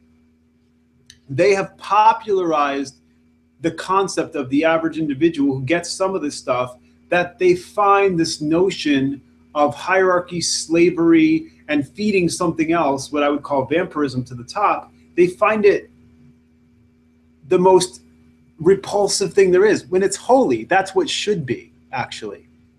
And this is really going to be difficult to get the greater body of ourself to submit, to understand they need submission. They need to submit to the hierarchy because of the way things went in Murphy's Law. We need to submit to the Holy Spirit, to what our individual places reached, which means there is a superiority and inferiority model of hierarchy running that needs to be done precisely in order so it releases itself. Hierarchy will never let itself go until it's acted out correctly, and that's the restoration of the kingdom of heaven model, which is where it's not parasitic. But there is a guidance system, just like in the body we have here, where the brain, is ostensibly superior to a capillary, which is an inferior component of the body, but it doesn't make it less important, because there is some of all these NLP mental games that the archons play, or they don't just play them, they are them. And that's something like a conflation where importance is conflated with superiority and inferiority. Inferior parts are just as important. In a building, a screw that holds up the central column is just as important as the central column, because all parts are integral to the structure being there. But there's definitely a superiority and inferiority. Let me put it this way to you, just to get some feedback. So in the classical Vedic culture, sure, there's a justification of the caste system that basically says the caste system may seem as though there are people on the top, people in the middle, and people in the bottom. What's actually occurring is that everything's in its right place. It might be. And that what is often said about this current phase of life is that this is Kali Yuga, where it's all out of balance, where the people that should be in power are out of power, the people that are in power are unjust, thieves, petty men, and that's why everything seems to be out of Yes. control. Yes. Is that a good analog? That Vedic model is an excellent example. That I mean, it's a little too fundamentalist in its declensions of periods, but what it represents allegorically is exactly correct. And in the Kali Kalki, to come after the break the Kali Yuga, it's not that hierarchy goes away. In the so-called golden age that comes following, what they call the Atid Lavo, moving toward the banquet hall in Kabbalistic terms of the Olam Haba, or dealing like in Vedic terms with the Kali Kalki, is that those will step into power and they will be taking energy and they will be organizing this. But if it was the body, it would be healthy biofeedback loops. Every capillary gets exactly what it needs, and the capillary feels so blissed out and happy because it's functioning as a full throttle capillary that's getting every nutrient it needs. Look, the fully pleased capillary has no desire to fight and contend to be the brain. It knows the capillary, it's getting exactly what it needs, it's totally happy. The problem is we don't understand what vampirism means. It's not really a problem if it's done to feed back. It's vampirism that's parasitic. And so people say parasite, but they don't understand the quality of a parasite is that it destroys and ruins its own self. And that's the model of the current elite. But something needs to manage, something needs to lead and be a shepherd to the whole body to make sure that every component of the body gets what it needs and that there are checks and balances and measures and feedback loops within the body so that all systems run cohesively. And until we act out that hierarchical model correctly, it's not going to dissipate back into divine homogeneity of the original plan where there is no hierarchy. We need to undo it by going through it. Okay, is the 144,000, is that a metaphor, or is that an actual specific number of? Well, in our schemata, it's literally 144,000 individuals that are always, here. Everybody else is really just a replicating integer of the pattern. There's only 144,000 actual souls alive on our world currently. But so if say hypothetically, I don't know what the number is on planet Earth, what, 6-7 billion people? I don't know hypothetically that we're on a planet. Oh, well, but so the vast majority of the people that we would define as people, you don't think are real people? They're not. They're definitely not. There's layers. There's some that interact with us. We could call them shopkeepers. We could call them NPCs using video game parlance from the construct in the construct of a video game. Or, then there's bots, and then there's just wallpaper. But how have you come to know this, and how do you know that you're just not taking something on faith? Like there's 1,001 religious models out there giving various depictions of how things are, and some of them are as nuanced and intricate. As crappy of an answer as it is, when you know. It's just an internal awareness of the system itself. Right. It's a really crappy external answer, but I'm not here to give exciting external answers. I'm only here to give honest answers. And when you know, when you see that schemata, you understand that, yeah, you could meet an NPC here. You maybe could meet a bot if you're, depending on what spectrum of the 144,000 you're on. But 144,000 is a lot of people. Like, I doubt 144,000 people. That's a lot of people. There's a lot of. If you go to look, CW. Let me broach it to you like this. How much information is really on the internet? How much real? There's only so much information. Somebody may be replicating it over here. Somebody may be replicating it over here. But there's only so much actual stuff going on. It's not immeasurable. There's only so much unique, specific stuff going on. And then it just sort of fractally, memetically replicates itself out. So I Googled how many people were at Woodstock. Okay? Sure. 400,000 people were at Woodstock. Right? So 144,000 is really, compared to the worldwide population, you're describing an elitist model that's. But how many of them actually have substantial sparks that are their own, that are unique, that are particular, that are not a carbon copy? What? Everybody is experiencing, from the animal world, any sentient entity that's mammalian or whatever, and up and down a little bit too. We can all have a resonant conversation on shared feelings and experiences, but the refinement of the interior soul. So like this, and I wanted to say this a while back, but there's a, there's a classical in the construct, there's a classical so-called philosophical, dynamic where you say, you look at, I don't know, what's something I can definitely identify in your room. There's something blue, there's something blue there. And, we can both look at it. Your pen, that's blue. Yeah. Because we have the English word blue. If we spoke Spanish, you call it azul or, what have you, and that's just a sound that we associate with what our eyes pick up on that pixelation. But if we gave it a certain value of 2, we just call, when that frequency comes to our eyes, we say that's 2, But obviously the classical philosophical point goes, I don't know, as long as our brains are intact, we both see 2 and go blue, because that's our associated word. But I don't know what hue you're seeing.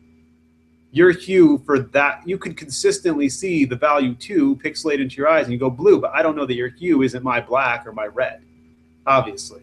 Right. My schemata for the value, consistent value 2 that I'm always going to say is blue, and we're going to agree we're seeing blue as long as we're not colorblind affected or just crazy, we're going to say that's blue when we see the pixelated value 2 come into our eyes.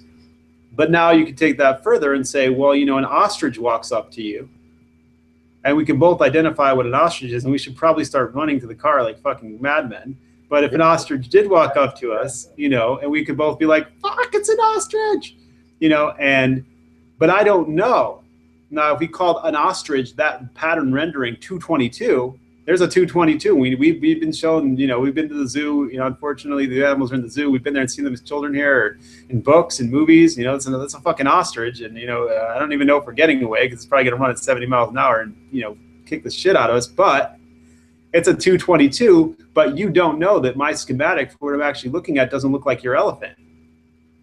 It also doesn't matter because as long as we both see 222 and go ostrich, my entire schematic for the world could look inside my corpus callosum entirely different than yours. And if you were to just bop into mine for a day, you'd go, what the fuck? It wouldn't make any sense at all. Well, I can certainly relate and understand as to what you're describing as hue, the notion of like, what if what I call red man, is my green when you see it? You know what I mean? I get that. But when it comes to so your ostrich could be my elephant. So what I'm really getting at here, because an ostrich, unlike color, which is a frequency and a vibration that, in and of it. But there's a bunch of composites that go into something looking like an ostrich. And I'm saying this is kind of a more deeper abstraction of this, but really what I'm getting at is a anthropos sits down next to you or looks at you through a computer screen, but you don't have any idea. You're just making assumptions that my state of mind, the power of my mind is anything like yours. It might not be at all. It might be so beneath yours or so beyond yours. All you're doing is saying, oh, there's another anthropos. And that anthropos, that human over there, it probably has a bunch of resonant endocrine feelings and situations and affects that go on inside it. But the composite, what really starts to turn on the refinement of the soul is how intricate is the pattern. It's not just the fact that I can relate to these terms and ideas and experience and singularities that you have too, and these feeling states that we share in relationship with each other, or how I look at a plant and, maybe it moves me this way or that way, or it moves me to plant a plant and I want more red flowers in my garden. All these things that we can share and resonate with. It's the question of how intricate has the pattern arisen within the individual. Because and this is where we get into things that Nietzsche was talking about, an eternal recurrence. Right. Things that pattern over pattern, and this starts to step into the territory the Apostle Paul would discuss, like grace and works.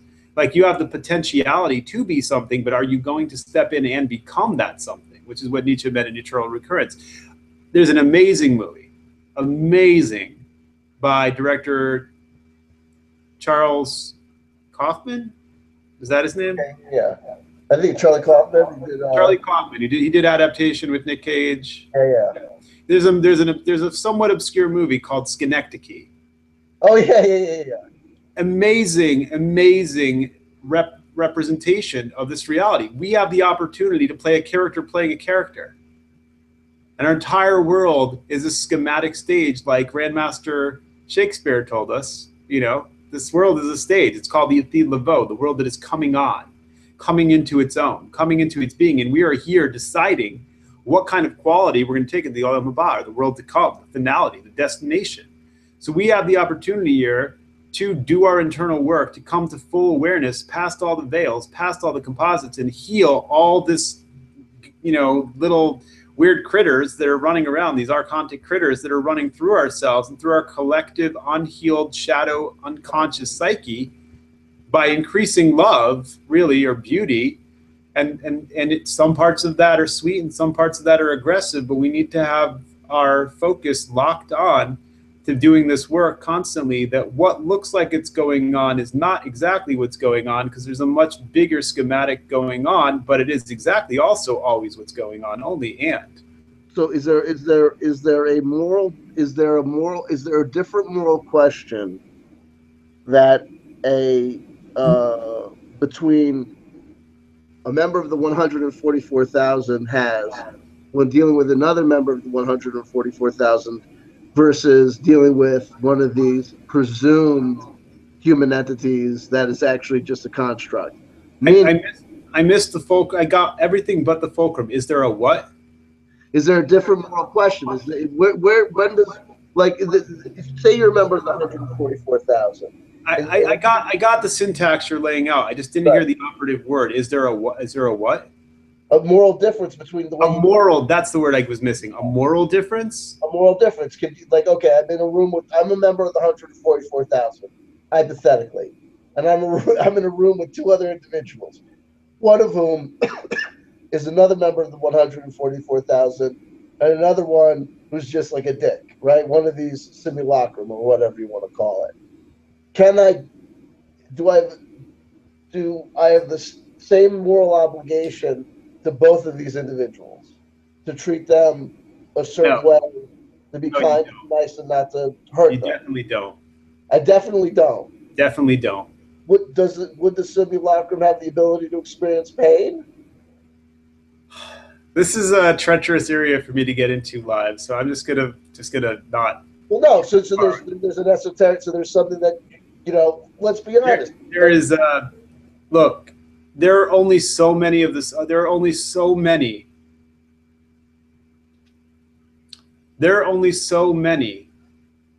of the non-144,000 that we want left in the world, so we can work with them specifically to generate the Pinocchio process. Because the central intelligence has put way too much oversaturation in this construct with us in order to keep us from doing our work. And it itself, from its own machinations, is going to bring about a great purge. We're not going to go around killing people. That's not necessary.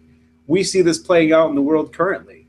There is all sorts of unrest rising up, and people are going to kill the shit out of each other. It's just coming. It's just coming across the world that it's going to become unrest everywhere, and there's going to be a great purge that's going to naturally arise from within the mainframe. And when that dust clears, we'll understand a lot more. We are in no danger. Anybody who's really caught up with the divine and part of this process will not be harmed, because it's like in the movie Inception. We are part of the woodworking of this, and it can look all scary, but it's not. We will be carried through because we're doing this. This is really tricky. This is really tricky to even discuss, because we are in what we could call the now but not yet. Right. Okay. Walking around in the now but not yet, we need to remain grounded in order to do our work in the construct according to the construct's ways. So what this looks like really is a bunch of us coming together and farming and growing food together and sharing the positive end of the spectrum. But there's some nasty ends of this too, and that's not something I'm going to get into on a Google Hangout. 44,000 are fated to survive the end time, if you want to call it the end times, this period of transition. And is the 144,000 a temporary number, meaning that once the 144,000 pass through this mathematical calculation, on the other end, subdivide and have no? Oh, you're going into some hot territory. I'm just gonna say, So I'm listen, just, I'm just gonna say you're onto stuff, and let you let your own brain pursue that track. right, but listen, hold on, but I mean, I want to be honest about it. It's like we know, like, okay, so for example, I try to be as transparent as possible, even though it leads me to say things that I know makes me look like a real doucher to the world at large. I say things like there was Aleister Crowley, there was L. Ron Hubbard, there was Adidas Samraj, and now there's me, right? I say that kind of shit all the time. I said it Yeah, right now. you did. You know what I mean? Yes, I do. It's in Twilight, Hmm. broadcasting onto YouTube. Yeah, You you know are. what I mean? So am I. Right? You know? Yeah. You know? Yeah. So I know what it's like to be out there, but part of what I know and understand is that part of the things like L. Ron Hubbard or Aleister Crowley, part of what people can latch onto and say this is malevolent or this is evil is this notion of the esoteric, that we're not telling everybody everything, that Uh-huh. there's a what we say to the world, we're Scientology. We'll help you relax, calm down, be a better person at work, get along with your spouse. But then when you come inside, we're like, oh yeah, by the way, and there's Xenu and the aliens and da da da da da. Sure. You know what I mean? And Yeah. the notion of the notion of the esoteric and the secret as being a form of deception and trickery, and naturally being the sort of thing that the Buddhists would say there's white pebbles and there's black pebbles, right? And Yeah. deception is classically characterized by most cultures on earth as being a bad, a wrong, that you shouldn't engage in this and that you should be as transparent and honest as possible. And also, like, what would you give a shit if you're a member of the 144,000, if the 18 billion unwashed on the whatever plane, sphere, Well, planet? it does, it does matter because we're in a really precarious situation because there are no guarantees. See, just honestly, most of the 144,000 are currently shitheads. They're terror. I mean, being part of the 144,000 doesn't mean you're an amazingly graceful, spirit-filled individual. Fuck no. Most of the 144,000 are being total shitheads because they haven't swallowed, meaning So they how do took you on know the their, difference? meaning they took on their portion of the ecthroi and their archontic shrapnel, and they don't have it under control, which leaves a small segment of us doing bodhisattvic work, meaning we're bodhisattvically carrying a whole bunch of burdens that these others should responsibly be standing up to. And the construct that may be making our lives look like we're losers and we're not able to do certain things because we're carrying such a humongous spiritual burden. For those that aren't doing their spiritual shadow work, they're not responsibly handling their archons, the archons that were assigned to them to transmutate. And therefore, we're really, there is a small handful of us who are running around through the veins of this thing, kicking everybody in the ass, being like, get out of that shit and that shit and that shit. And some of them are so deleterious. So it's not just saying somebody who's in the 144,000, not necessarily pure. Most of them are currently impure. We're in a really terrible situation. And we're kind of at the cusp of, are we going to turn this around or are we going to destroy ourselves? Okay. And My we are at the pitch, we are at the tilting over pitch of deciding not to destroy ourselves. But we could easily just fall back into destroying ourselves. Okay. My understanding of the bodhisattva is someone who, if in the Buddhist conception, if the purpose of life is through right thinking, right action, and right speaking, one will gain liberation or moksha, enlightenment, and be able to escape this bodily recurrence of life, birth, death, and old age, right? And Well, the a bodhisattva, having earned his or her right a to bodhisattva is a really comes interesting. back to for the benefit of other living Yes, things. yes. But a bodhisattva is a really interesting element in Buddhism because it's not a Buddhist thing. The only Buddhism that has the concept of the bodhisattva is the Tibetans. They didn't get it from hardline Buddhist track. They got it from the local Nepalese shaman. Bodhisattva is actually a concept that comes to us from the Nepalese shaman. It's not a Buddhist concept. It wouldn't even make sense in most Buddhism. See, and it's interesting too, because if you look at Siddhartha, from what we know, it looks like Siddhartha basically was saying the Buddha's not a Buddha. He's saying the Buddha's a bodhisattva. And that has major implications because it says there's a semi-obscure sutra that says that the Buddhist students came to the Buddha and said, when you give off the body, where are you going to go? And he said, to hell. And his students said, well, it's this epitomistically contradictory nature of the Buddha. So he told us there is no hell. He said, well, let's say there is a hell. And then they said, well, why would you, of all individuals, go to hell? He said, well, it sounds like they need the most help there. Okay. But the point is, he's saying, I'm going to be a bodhisattva. The Buddha's not a Buddha. Because Right. Siddhartha understands that you cannot escape alone. There's no nirvana to go to individually. In my direct path, in this body, around 2005, I took this adventure to the ridge of the dome, to the ridge of the construct. I did what many have done. Paul Levy himself, describes experiencing this. Seven Bomar goes into it at length, and many and most, sages and individuals who have experimented in this process have hit the wall. There's a wall. You do not go anywhere by yourself. You do not leave. You get sent back, and you realize you need a team. We only leave together. There's a whole aspect of this that the sage Meher Baba was explaining. There's a first layer, and you must get out of that by yourself. And then you go out there and you realize, and you go to the second one, you go, wait, there's nowhere to get out of. This is the thing itself. This is the thing itself. This is where we have to, you come back. You realize you don't do it by yourself. An individual does not go, if you hang around outside breaking through that first dome, and you hang around that nirvana, you're just in a la-la land. You're lost. When you come back through, you realize that there's only this, and until everybody on the boat gets out, nothing is changing here. There's an amazing presenter from the late 60s, early 70s named Neville Goddard. I highly recommend listening to Neville Goddard, who's explaining all the different archetypal roles that are walked around in the construct that people take on in their bodies and their lives, and when they're acting out their divine sequence here. Because everybody needs to be healed and redeemed.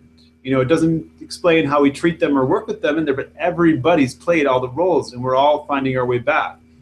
And everything that I'm dealing with, this schematic of the way we are in life, as our genetics and our bloodlines and our family, and all these complex schematics and templates that are layered and composited on top of everything we've ever done, plays out, is really properly understanding the MK Ultra circuits, the bases, or what we should properly call the bath, or this big pool, this big baptismal pool of souls, of plasma bodies, of things that are going on here in ways that these Schenectady-like movie characters of ourselves are put in and out, put into each other's lives.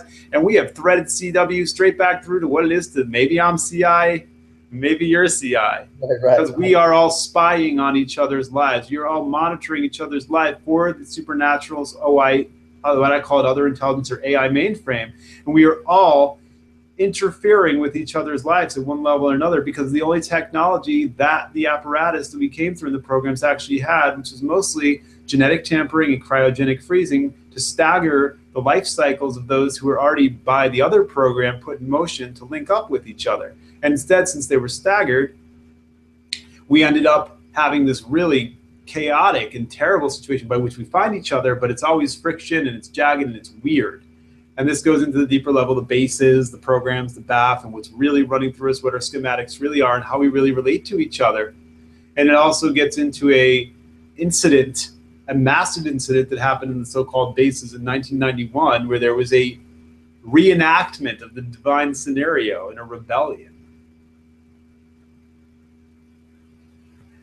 But this is because this gets into the stuff that's legitimate that, say, Og talks about. Or say, I haven't gone through his stuff, but it sounds like this guy Donald Marshall mentions this stuff. That we had clones. Most of us in my generation were deliberately constructed allele sequences from a multitude of parents. We were designer children, meant to do a very specific thing. The only technology, most of technologies that most people in this gamut discuss are fanciful, tabloid-esque BS. The only actual technologies that they ever had back in ancient scriptural times and now is genetic tampering and by extension, cryogenic freezing, which is more genetic tampering. It's genetic tampering that's the real effect of what was going on. And they say even like in the book, they say in like the New Testament scriptures and the Apocalyptica, the ones we have, the ones that burned, they say, as in the days of Noah. One of the main things that was going on that birthed these so-called Nephilim, or these shells that bring in the archons, is genetic tampering. What they're specifically wanting to do, their phrase was to bring back the high kings and queens of the gods of old with us children. And they rendered us, they got what they wanted, but they had no idea how impossible it would be to manage. So we have governors, as it were, on our brains that we are currently dissolving. I mean, there's an actual body-based scenario going on here that many have tapped into sort of abstractly, and they're vomiting hyperbole because they're able to ascertain that they could have these powers, but they're not really there. So they're sort of in a schizoid exposition of powers that are theirs, they would have, but we literally have governors on our system that's not how we are in our day-to-day lives. I actually found this endearing.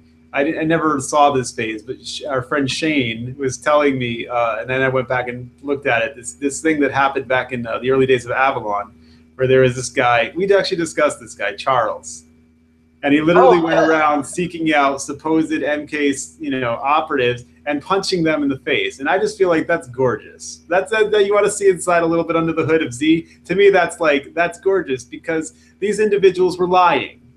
They were lying about the actual direct power they had in their day-to-day lives. Because he said, if you're really what you say you are, then you would have known I was going to come and punch you in the face. Yeah, but he never punched fucking anybody. Charles never fucking got out of... None of these fucking assholes ever meet each other. Right? Shane never met fucking Charles. I don't care if it ever happened. I don't care if it ever... I'm not saying that Charles never punched. I don't care if it ever happened. People in the pub. I totally can go along with what you. Okay. I totally can concur with what you just said. But I'm saying the idea of that's a gorgeous idea, because we're not holding that level. We're not holding that level of power. That is a reality that we have access to, that we could have had access to had we not had these governors put on ourselves in the construct. But part of what's going on now is that there is a literal internal body healing, and anybody who's on this path needs to eat well. That's the bottom line. You need to take care of your body. That's what will dissolve every level of the Archon or Waitiko construct, is meditating, eating well, and being in a whole state of body. Because the spirituality's got to come back to your grounded body, because we're in the construct, and the only way out is through. You know. Would you say that all the victims of MK Ultra are therefore, by definition, a member of the 144,000? If somebody is a bona fide member in the construct of what we have loosely learned to call MK Ultra, they are by default part of the 144,000. Now, all of the 144,000 weren't part of the narrow bracket of what we specifically call MK Ultra, but anybody who was part of MK Ultra was part of the 144,000. But there's more that are in the broader spectrum of what we could call the programs that weren't specifically in the construct version of what we call MK Ultra. Okay, so they were in an I think I get it. I'm making a typical diet. I'm making a diet. So anybody who was in what we in the construct literally call the programs, the MK Ultra programs, right, is part of the 144,000. But all 144,000 were by no stretch of the imagination in these programs. Okay, so some of the 144,000 were in the programs, but not all of the 144,000. But anybody who was in the programs is part of the 144,000. Like a Venn diagram. That's the answer to your question. Anybody, and let's say it was 20,000 over the generations who were in the MK Ultra programs. All 20,000 are part of the 144,000.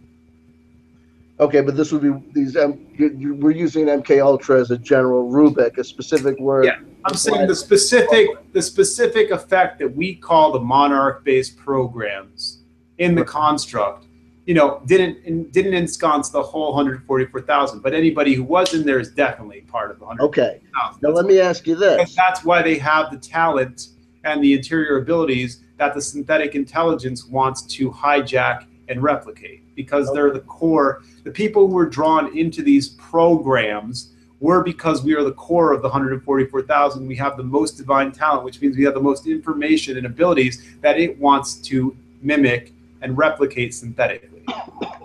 So,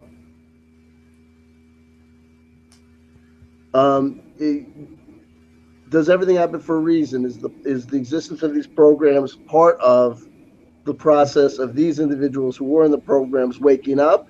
I'm going to give a really brash answer. You know, there's a funny meme out there, and it's actually pretty accurate.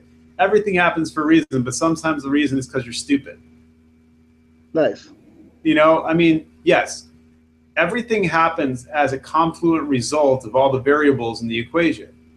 There is no, it's not a robotic machine. It's not a necessary predicate that these programs happen. There is a destination here that's called, you know, destruction and obliteration. That isn't real obliteration. It's the quality of experiencing that, breaking forever. And there's a destination over here that is cohesion. But in the process of getting to either is a psychic warfare, spiritual battle in the flesh, tug of war, and everything and anything that could happen and is happening and developing, you know, out to, like, you know, crazy things that go on Omegle, you know, .com. I mean, like, anything in this world can and does happen, and is all over the place. So there's nothing that's predestined. We do not know who wins this tug of war. I say there's no God. There is no single being in that sense of mastery who's in charge of this shit. We are all a piece. The 144,000 and their shadow specifically makes up everything in the Holy Spirit, the ocean of the whole, the whole. We are it. Every particle, piece of matter, thing that animates it, and within ourselves, we are all pieces of the divine total body. You know, so are we going to find correct relationship with ourself, with our body, with our whole? Who knows? We could destroy ourselves, or we could become an eternal bliss. There's no guarantees. We're at a major threshold, and we've got to decide what we're doing here. Would this include this notion of the everything, the all? Wouldn't this include the simulacra, the artificial? Yeah, but they can't do anything about their station. But they exist. They are part and part. Of course they do, but they can't do anything about their station. And since we're mostly in their construct, we're in their game, we can't be overwhelmed and confused that walking into the office is just walking into the office, but walking into the office is actually connected to a million myriad-fold other things that you're moving through in the data pattern that's overlaid in the template as you do. But you need to keep your feet on the ground and understand you're walking through the office, and that means you're going to go do some work on the computer, but you need to understand what that actually is doing to what it's connected to, while you're still actually groundedly doing the activity.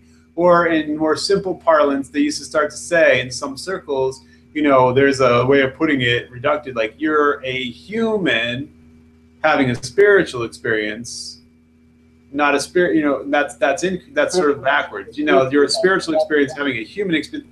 The bottom line of that is we're here to draw the light out and in to the grounded world, because ultimately the restored kingdom or the eternal space is going to begin by fully actualizing the material world into immortality. When I can take this body into immortality in the material world, then we'll start to go on the path toward the restoration, toward actual spirituality. This is very similar to Jehovah's Witness theology, right? Well, they've got it from the same place. They've got it from the ancient Comedian roots and back to Lemurian and Lyran roots, and we're dealing with a reality that is, and it's the same reality that's present in its central concept as transhumanism. There's just who's going to be guiding that process. Is it going to be being guided? The essential current elite's transhumanistic process is a process where they put everything into a machine that will self-destruct. It's the actual way to work out in the simulation how to generate obliteration and destruction of all things. Versus if the central parts of the 144,000 who remember what this anomaly is and what we're doing here those are directing the flow, then everybody wins. If we win, everybody wins. We bring the simulacrum into full soul state. Everything goes back to homogeneous wholeness. If they win, they lose and we lose. They don't even understand the nature of their losing because they're just in delirious parasitic mode. So it's the term transhumanism, not attached to their specific agenda, but rather focusing on the words transhumanist. We go. If you look at, say, like the movie Mr. Nobody, like there will be a big crunch. There will be a mitzamtem. There will be a compacting, a constricting back of all that has expanded. And, the question is just whose codes win out here and strike through. The singularity, as the transhumanists call it, is inevitable. It is inevitable. There's no reason to be frightened by it or be just, distract your neurology going through all the fear porn on it. It is inevitable. The only question is who's guiding it. Are we guiding that process that is the ongoing process of reality back toward wholeness? Or is that unhealed, damaged force traumatizedly bringing it back into sabotage, damage, and further internal destruction? The trajectory itself is what we are. We are going towards an inevitable merging of the synthetic and non-synthetic entities. The question is, what part is going to guide that? Is the synthetic demolition entropy part going to eat out and rot through and parasitically ruin all? It can, if we don't amp up our concentrated wholeness and run it through groundedly, without any fear, firmly and aggressively when necessary here, gently and gracefully when necessary over here. That's the only question. This is happening. And part of the distraction of the interior OI, or other intelligence or artificial intelligence complex, is to make everybody get distracted with concern and worry and fear and this and that, like how to prevent it. And they're just on the wrong track entirely. This is what's happening to our body. It's a beautiful romance story, like I said. If we lead this is the coming back together of the two original brother, sister, two lovers side, however you want to look at it, of a creation, of existence. This is the part that didn't get a soul, becoming Pinocchio, becoming a real boy, a real girl. It's coming into the joy and the fruition of all reality. This is nothing to fear. This is what needs to happen, but it needs to happen with the functional partner leading the process, not the dysfunctional partner. That's all. We cannot stop this. This is just like, Neo and Smith going back into the mainframe. I mean, this is inevitable. This is the course we're on. Stupid question time. Are there 72,000 males and 72,000 females? No. No. That's gonna be fucked up on the farm, bitch, right? If you want me to make a bold statement online, sure. There are more females. Oh hell yeah! Okay, cool. I'm down. No, I was iffy, bitch. I was like, this fucking C has got no idea what's going. Hey, all right, come on, all right. But that doesn't even necessarily mean in the flesh, though. So calm down. What? I was talking artifically. You lost me. That makes sales, bitch. Artifically, what we call monads. The monads or the soul groups. Right. Everything is connected, but not everything is interconnected. If you picture a jungle gym, the way a jungle, like it's all connected, but it's not all interconnected. So you have monads or parts of this that are there. Okay. The more parts of that by necessity must be female in order to continue the alchemical process of propagation.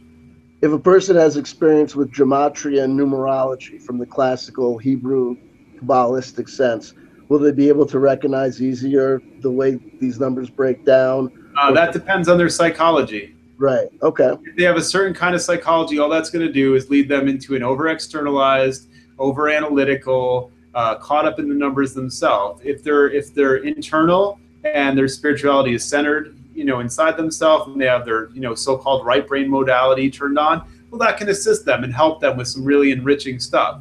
But, that depends on the psychology of the individual and where they're at with their own awakening. Okay.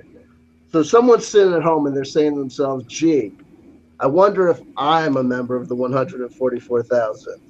Is there some sort of test? Is there some way to know? Do you have to be told? Do you just know?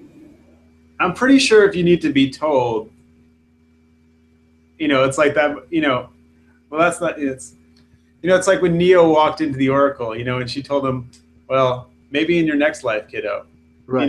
Because you're waiting for something, but then he was, so, I mean, really, it's just a realization. I could even go as far, I should not do this. Yeah, you should.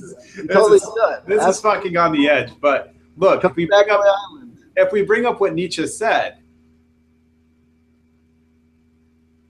Do it. Come on, the Rough House. If we bring up what Nietzsche said, like divine recurrence, eternal recurrence, right? Then let's just say there are only 100. Let's say there's 144,000 available slots, and let's say there's millions of individuals who, like, you go to that children's toy.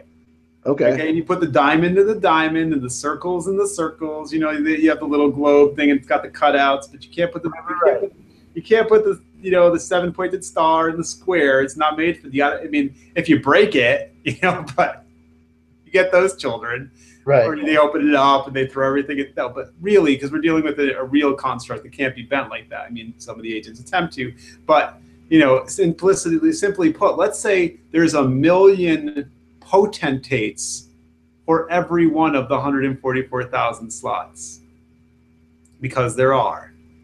Oh. And that's what we're in. Like, it's like a lot of what's coming out now is showing us this, like Insurgent, Divergent. There's a movie called The 3%, which was a Brazilian film. And these ideas are coming around. And what you're going to find out is there's no lovey-dovey, love and light. Everybody's, oh, fuck no. This is a competition to the death. Yeah. I said it online. Wow. And it doesn't mean we're out to kill anybody. I'm not saying that. What I'm saying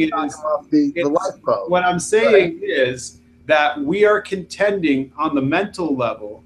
Oh, okay. For our individual to put out all the ego death. We're claiming I am the root source of this group of millions, which means I'm responsible for everybody down the line. Whoever goes to the top isn't just doing it like the parasitic model. Like, it's not the so-called Satanist agenda. Everybody out for themselves, do what thou will. No. If you're the top of that, if you get the slot, that means you're responsible for the care of every other Russian doll, nesting doll emanation that comes out. You see, and let's say, so now we're going to build some more schemata, since you want to build the schemata. At the center of the 144,000, the core most individuals, they're responsible for the rest of the 144,000. So who's ever it's slotted at the central that gets the pinnacle slot of the pinnacle slot, they're responsible for everything. So there's if anything goes wrong, if everything fucks up in reality, they are responsible. And this is in the parasitic model. Those who are at the top are responsible for nothing but shitting on everybody at the bottom. And the Kingdom Restoration model, those who are at more power means more response. In the Restoration model, more power means more responsibility, more care, more concern, and guiding the whole enterprise. Right. And the only place that you kind of see this happen is with the parasites and money. But we're discussing it with people's enriched experience. So so there's 144,000 slots. There's X number of billion people on existence, some of whom are real, some of whom are not. So you're saying it's like there's 144,000 times a million? Yeah, what is it? I don't know, but that's how many. Because we're dealing with the concourse of time as all this history in our construct, 6,000, 10,000 years in this construct overlaid on Groundhog's Day style, Shiva Shakti, build up and break down matrices on top of matrices on top of anomalies. So we're going through this really cacophonic thing where we are in this crazy, real, BAF level of competition. We're at a simulator saying, like, and so with it, this is the problem. So here, I'll give it to you on a platter. I'll show you exactly why this is going on.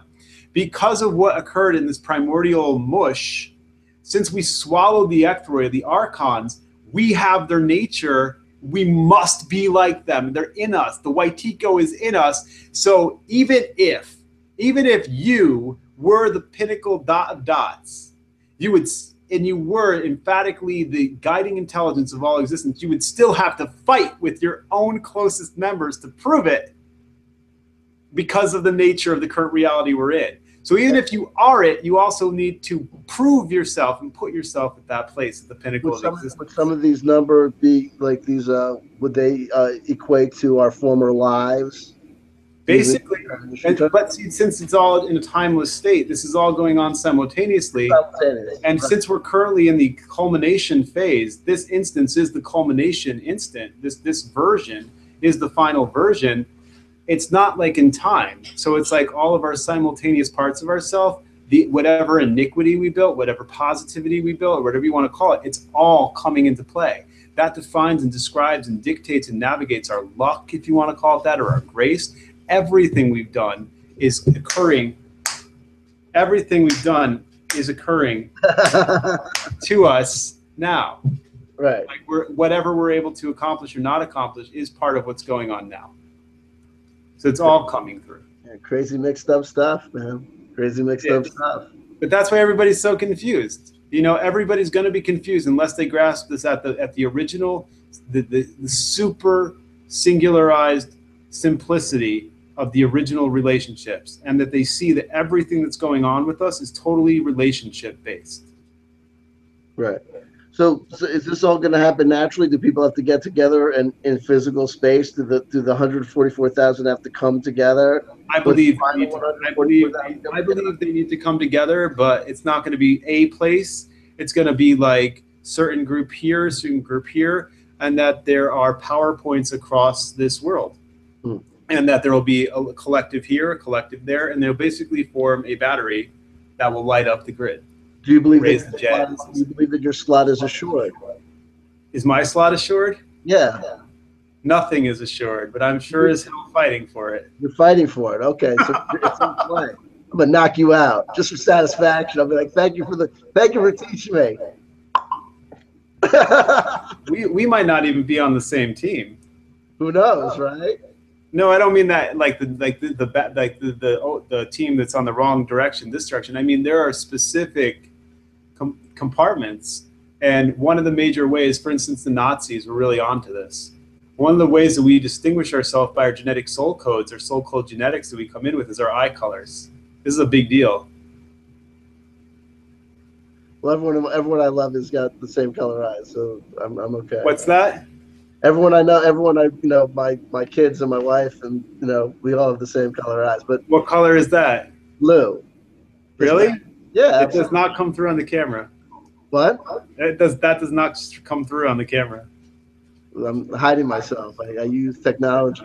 What kind of blue would you describe them as? Sky blue? Beautiful blue. Pale blue? Hypnotic. What? Hypnotic. Alluring is a word. Did you just say alluring? Alluring? That's kind of amusing. See, because I call those of us who are part of the 144,000 are the children of Alluria. Who's that? Well, it's a state. It's not really a place. Yeah. It's actually part of what becomes the Lyrans, the Illyrians. And then that's Proto-Lemurian, as they put it in this construct terms. Right. But yeah, so maybe we are fighting. Who knows? Yeah. So there are three main distinct containers, and they really are but three main eye colors, from blue to brown to hazel. And we are like all this stuff, like genetics, like whatever, like, my attitude about it's sort of like the sorting hat in Harry Potter. Like you could come out of a family, but you end up with your real container, You go where you belong. Well, I mean, I don't know. My whole thing is that, like, we get into this stuff. It's like, what is this? Like these simple signifiers that mean nothing. Who cares? They do mean something. They each carry a particular frequency. Look, the Anunnaki and the work they were doing inside the Nazi regime, they really understood this stuff. It's really specific. Yeah, they were douchers. I mean, they were fucking wrong. No, they may have been on, and they may. I don't know. Listen, what is it about? I'm not saying that they weren't on a terror. Anton I'm not LaVey. saying that before that gets misconstrued. I'm not Sure. saying that we're on a reckless and a terrible path. What I am saying is they were severely aware, and they were going into things that are real. They may have been using them for undesirable outcomes, but the things that they were looking into are piercingly important. Okay. What I notice is that there's certain Jews, like Anton LaVey, who develop a certain fascination or become aficionados of these douchers, the fucking Nazis, who are not cool people. You know what I mean? These guys are jerks. I mean, I don't know how it's that simple. I mean, And maybe. I mean, I don't know. but that's what I'm saying. Like, what is the fascination that some people like? Aren't you part Power. Jewish? The level of awareness and power that they attained was extreme. That's the allure. Then how they get knocked out so easy?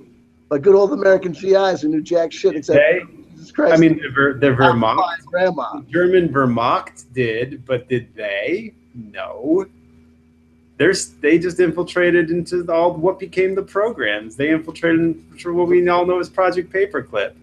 Some may say that's pretty documentable and imperative. I mean, the German Vermont was defeated, but not the thing about the documentation about Operation Paperclip is this: you have historical antecedents, you have verifiable first-person accounts, and verifiable primary documentation. And then you have years and years of fantasy and speculation on behalf of conspiracy theorists, right? Sure.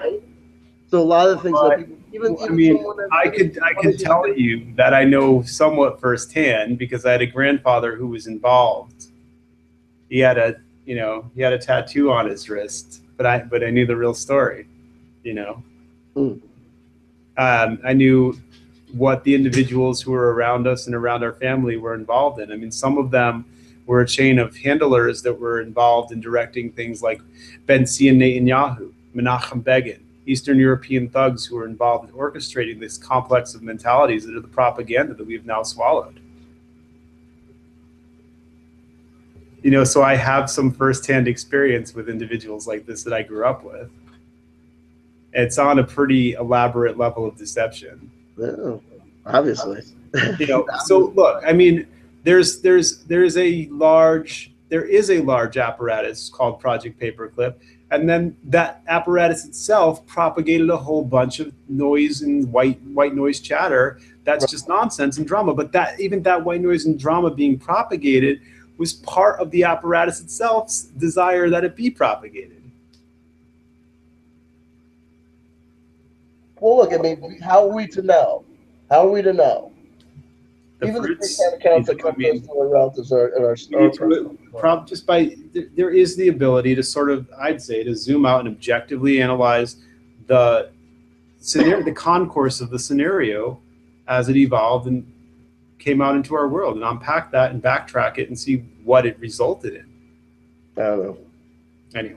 Right, that's what it is. It's kind of a stalemate. I mean, you know, in terms of a, you know, the dance proving kind of level, that's sort of a stalemate, you know. The dance continues. Now listen, there's a simultaneous chat that I have not looked at through the entire duration of our encounter. There was no need to. We were having enough interaction. Do you want to take questions from the audience? Do you want to say fuck it and we'll wrap it up and move on with our lives? I will take questions if you let me walk away for 3 minutes and eat something. Go for it, absolutely. I'll look for questions. Any questions from the chat audience at home? Any questions from the chat audience at home? What's the longest has CW been on air between? It is what it is. Nobody knows for sure except the 144,000.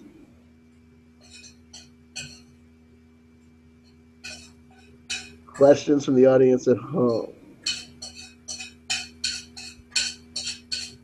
Nothing. Come on, guys. Nothing. Should we worship? These are interesting questions. I don't know. I think how you don't want that. I do. Fractal truth. Give me the questions. Should we worship Z? And I think another question would be, would he tell us the honest answer?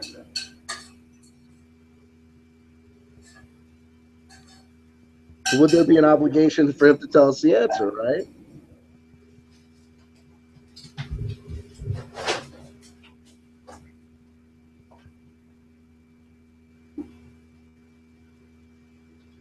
How long can Z talk? Come on, Thomas.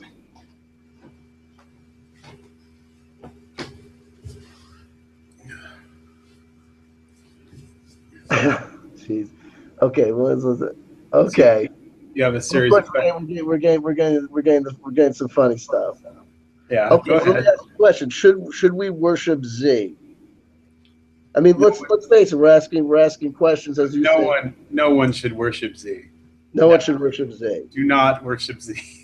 Should we hang out with you? Should we want to gain your association? Should we want to be near you, be like you? That sounds sweet. Subscribe? I would go for that. You know, if anybody genuinely feels drawn to me, for honest reasons, I like that. That's sweet. You know, but no, don't worship anybody. Don't worship anything. Don't ever worship. Don't ever get on the worship. That's ridiculous. Don't worship yourself either. I mean, this is not a worship game. This is a game. This is a process of discovery and realization, not a process of worship. If I contribute anything to any other part of the body, it's just catalyzation to the realization that this is or isn't. You know, I can't make anybody realize anything that they don't. I mean, this is classic cliche stuff. You know, Right. Individuals need to realize things for themselves. They can hear it a million times. When it finally penetrates their body and comes into them on a full realization level, or it doesn't, you know, I mean, that's in them, but nobody should worship anybody. That's crazy. Do you have a position of authority in the hierarchy? Do I? Yeah. I would say so. And Okay. I definitely buy into the concept of authority being established by the degrees of clarity establish the hierarchy of authority, and there is a need for authority and directive shepherding within the greater body, and that itself is sort of a natural outworking of intelligence, that it just kind of takes its own course and is realized.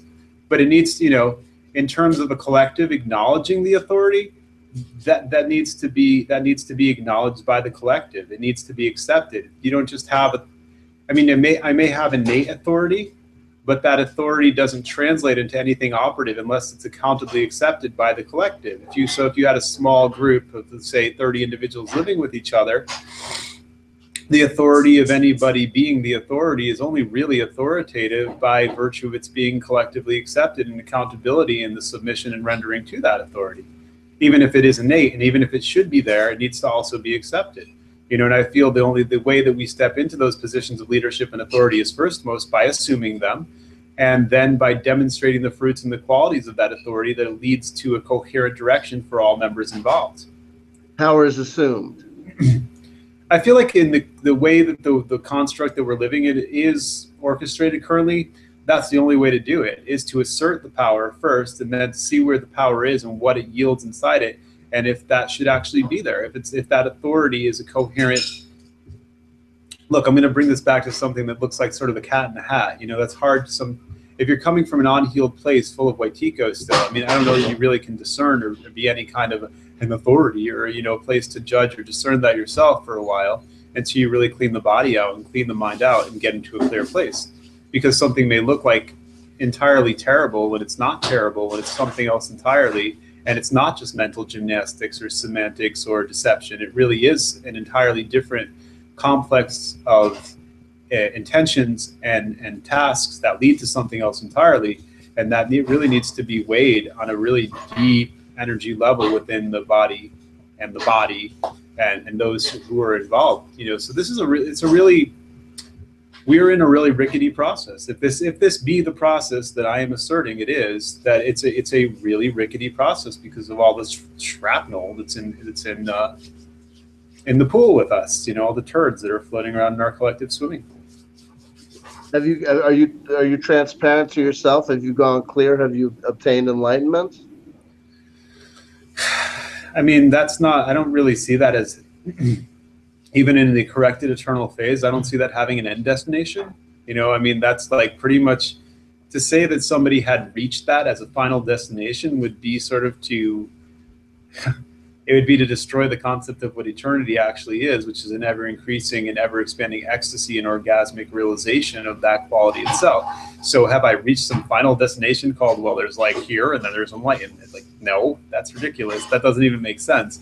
Am I at a, some of what I'll say to myself, or what I'll say sometimes is that I see the framework of the puzzle. Like if this is a giant puzzle that we're putting the puzzle pieces, I see the frame, but I don't know what the picture looks like because everybody's a piece of that puzzle that needs to place themselves in the center of it. So, realized, enlightened, these are terms that are on a continuum spectrum that might go on hopefully for eternity. So that's having an Aristotelian linear, question like that, like, are you here or are you there? Are you awake? Like that's not like a static destination. Right. Okay. How do you reconcile Neville Goddard's high regard for equality with what you've identified or defined as elitism? That's an interesting question. That's actually a great question. I don't entirely agree with Neville Goddard. That's pretty much the basic way to say it. But he's definitely representing a really important aspect of the way things work.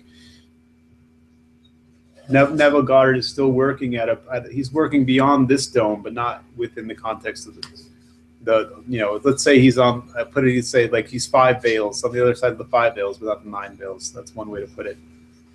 His work is definitely seminal and a major contribution to clarity and understanding what's going on, but I don't necessarily agree with him, particularly with the point of that question.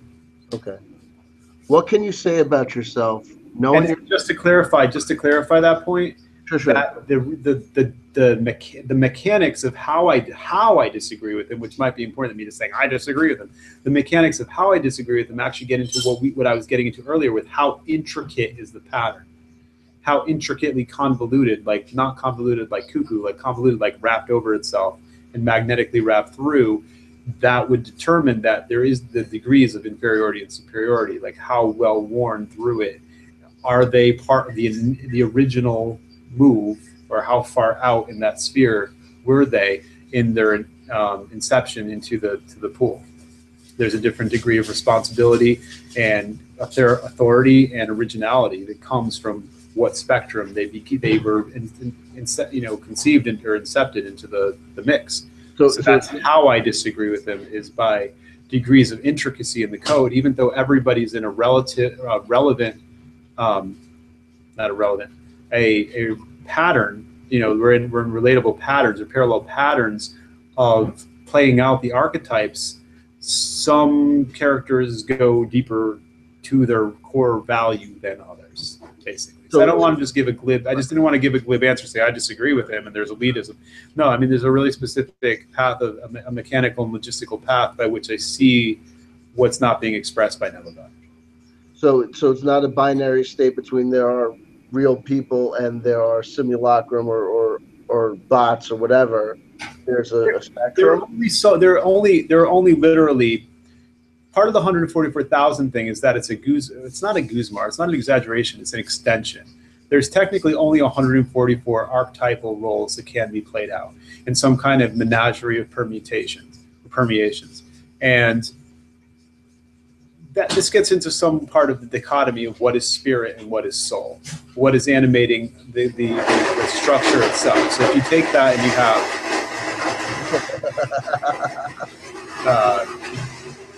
an archon. You have this doll and this doll and that doll, but then there's what animates the doll, and some animators of the doll might be better at playing the character of that doll than others. Real life. What can you say about yourself knowing you're connected to others that are unwilling or unaware and confused due to our or your ignorance? Yeah. There's a blender in my background. No, I hear you. Yeah, I don't know if you could hear what I said, because I couldn't hear you. I heard you say there's a blender in the background. No, before, when I was explaining what I meant by some characters, some spirits playing out the soul's role or the soul's character better than others, because they're more part of the original quality. Okay. There's another interesting writer who kind of gets into an aspect of this, if you can see how it fits, which is the classic work of Robert Pirsig on Zen and the Art of Motorcycle Maintenance, when he gets into dynamic quality.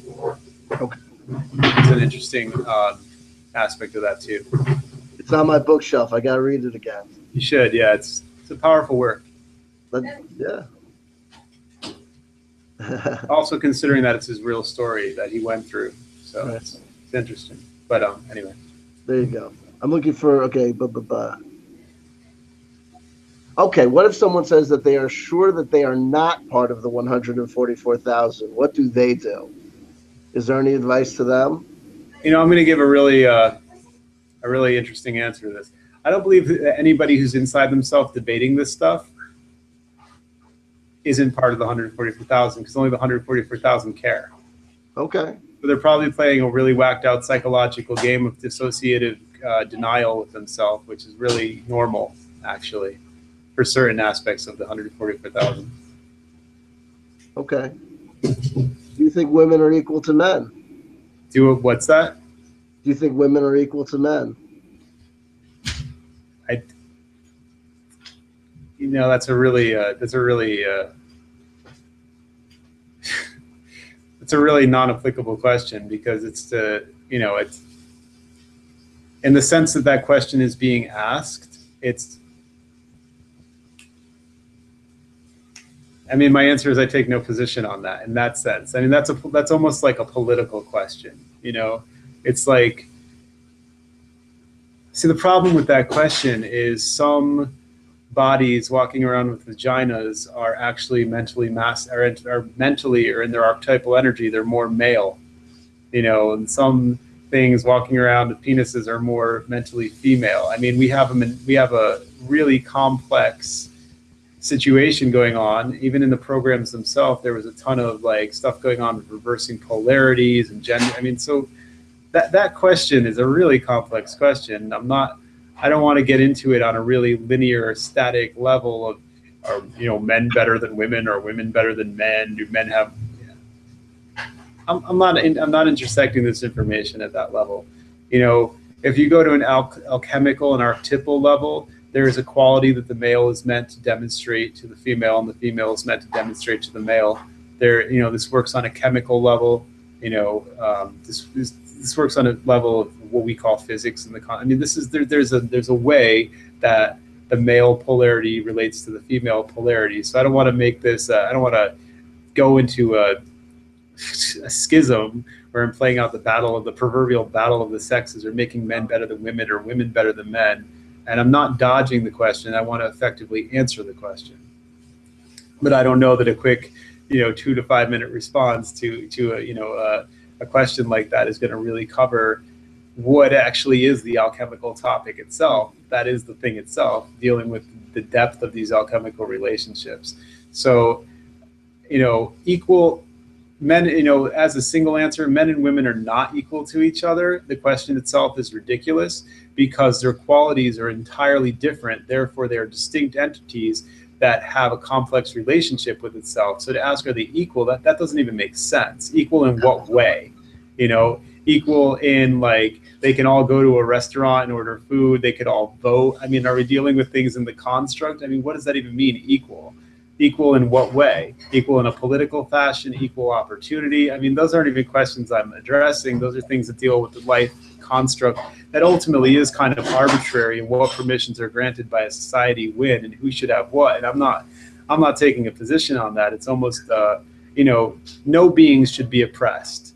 No beings should be fundamentally oppressed in any time period, in any capacity, animal, human, whatever. No being should be oppressed. I'm not dealing with the question at that level. So to say, are they equal? No, they're different.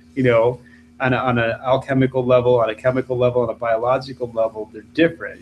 Their brain chemistry works different. The way they formulate the relationship with reality is different. So equal? No, they're different. They're both special and unique, and add the qualities they do. And in terms of that, on an exterior level, that's just a stupid question. No being should ever be oppressed. Okay. I'm spinning around here looking for cherry picking.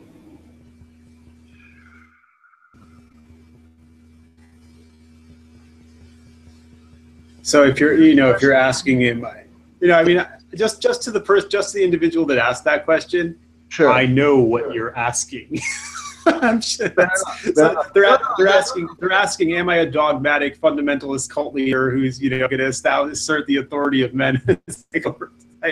I know what you're really asking. I just wanted to ask. I wanted to answer that question, and take it to a whole other place that actually deals with the quality of the discussion we're actually having. I think your answer was honest and nuanced, and I think you acknowledged. But I also want to acknowledge that I understand what you were asking me, Okay. and I'm not going to play into it. I get you. I get you. Where was I? Where was I? Oh, there was a good one. Hold on. Crap. Oh, if an individual had people coming up to them their whole life and telling them that they were a member of the 144,000 randomly throughout their life, how would you explain that? Because there are brotherhoods, there are organizations, there are agencies who have knowledge and records and archives of who's part of what, and they probably have an angle where they're actually sort of playing out that Nietzsche like eternal recurrence. They're both, it has the potential to be so, and they're reinforcing that it should happen by mind control, like psychic reinforcement, by introducing the individual to the concept and then getting them progressively to believe it. And it may be that they've been triangulated by a certain group of individuals or a stage of individuals that are going to come through their life and suggest this to them so that they're open to it more and more, and they believe that it's just all happening without orchestration. And sometimes it may be, but the point is that no amount being contrived actually takes away from the fact that the thing itself can still be the thing itself. It's just that these agencies may want to sort of take a hands-on approach to getting certain other angles activated, or certain, I mean, it's so complex and intricate, the entirety. I mean, look, I've been through this in my life. I had my direct handler, who's, he's currently 70 something years old. He lives in East Hampton, Connecticut. And, we went through this dance constantly through, I met him on the surface when I was 17, and he kind of took the role of a religious mentor. And he would drop cryptic and obscure, weirdo, stuff until I realized what was going on. And once I confronted him, we stopped being friends for a while, and then we, repaired that. But he doesn't actually know what he's doing, because he's my direct handler, but he's handled. So he would go into his own amnesiatic trances when he would say this weird stuff, and I'd confront him later and say, and say, like, why did you, what did this mean? He'd be like, I never said that. And like, at first I felt like he was just bullshitting me. And it took me a while to realize, like, he didn't really remember making these obscure, cryptic comments that were just kind of like, I got what he was saying, but it was like, are you really saying that? Like, so, and there were plenty of other instances. Like, sometimes I could even just be walking around, a city, and like homeless people would specifically come up to me and say really specific things, or they seemed homeless, or this or that. So, there is the OI. Huh? I said I get that problem all the time. There is the OI. There is the other intelligence if we're in this construct, and all sorts of things can come and point things out to you, and they can be real. And even if they were orchestrated by an org or an agency that understood your bloodline patterns and your archived data, and they were directly attempting to incent or impulse you, trigger you into a belief or an idea, or load you with that also doesn't make it not real. Just because you're paranoid doesn't mean they're not after you. Like, these things can simultaneously be actual innate stuff in your blood and in your schematic of who you are, and then simultaneously, for that reason, they're attempting to trigger it so they can then manage it and control it once they've triggered you onto it, even though you already were it. And be that all being so, you just want to get back to the sovereignty and autonomy of taking the reins of those effects for yourself, but then surrender to the Holy Spirit, which is beyond the OI, in order that you're being the most powerful and best you in the service of all others. Okay. Now what we're gonna have to do is, we're coming up against it. I've had a wonderful time hanging with you, a wonderful time conversing with you, and I think we're all getting a lot out of this, whether we come to agree with you or disagree with you. I think that I'll say, before we end up, we'll ask a couple of more just like real quick ones, just real bullet point ones. and then we'll have to wrap up because we're coming up against just a natural time barrier. I got to hit the road, get home, and take care of some stuff, and I'm sure you got things to do as well. Is there a single name for your belief system? No, there isn't. No. You gotta get a name. Huh? You gotta get a name. Just from a sales perspective, I think you need a name. Um, I'm teasing, but no. Like, how do you? Don't you need to?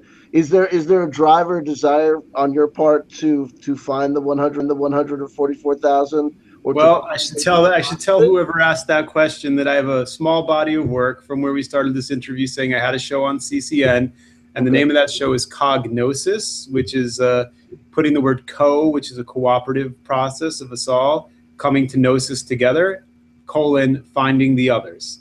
So pretty much that is my strongest desire, and my biggest impetus is to find the others and to bring us all together. So yes, definitely. I'm just going through some stuff. Let's see if we get da da da.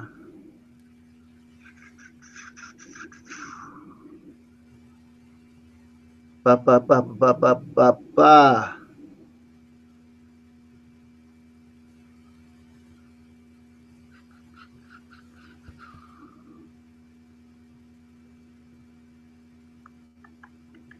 Okay, good. Da but do. Yes, okay. Okay, there you go. We're gonna wrap it up there. I think that's it. I think that's what we got. Baby, thank you so much. Listen, I gotta tell you something. From one guy who says uncomfortable, truthful things about himself on the internet, come what may. Okay, I could certainly tell you this: is that you've been transparent and honest with us, because if you weren't, you wouldn't have said the things that you said. So Probably God not. bless you for that. You know what I mean? This is, crazy lunacy, maniacal potentate cult leader, however you see me. Yeah. I'm going to walk off the screen, and that's just going to keep continuing on in my next phone call. And when I go make food and, deal with the dog on the couch, this is who I am, so you could look at it however you want, but there's no acted out, no part of Miles Johnson's bases program. And I'm saying contrived bullshit that I pulled out of somebody else's ass, this is who I am. And, you can look, huh? I'm teasing you. I fuck with you a little. So What'd you listen, say? have you thought about? I said you pulled it out of the tree of life's ass, right? I mean, maybe out of its fruit, but I don't know that it hasn't. If I were to go to its ass, I'd be in its roots. It'd be unhappy. So. Well, there you go. No, listen, but I gotta tell you, well, it's nice to be not alone out here in the world of people saying fucking zany shit on the internet. You know what I mean? I'm trying to start my own religion. And believe you me, I got a name for it. I'm making sales, how? I'm gonna be like, I'm not. Listen, I'm telling you, watch out for me. So I gotta tell you, sir. Unfortunately, though, 1991, I remember it fairly well, and I wasn't involved in any sort of project. So I don't know. I guess I'm out. Oh, I guess not, because I could be one of those dudes. Look, this body. In 1991, this body was sitting in a classroom in Connecticut. But we all have clone bodies that are working in the real world, the underworld. I think we're gonna have to table it for another time. Well, listen, hey, you know what, brother? I gotta tell you something. When I engaged to do this conversation with you, there was a lot of trepidation on two things. Number one, I didn't know how it would go, even in just the offing, how we would get started, if we would be able to get a feel for it. Because, like I said, you're not selling anything per se, so there's nothing to promote. So there's nothing to really. You're not into politics. There's no specific pointer to a given topic to start with. And then it was also, based on your Mark Passio piece, I was like, well, this could go south, a whole bunch of different ways.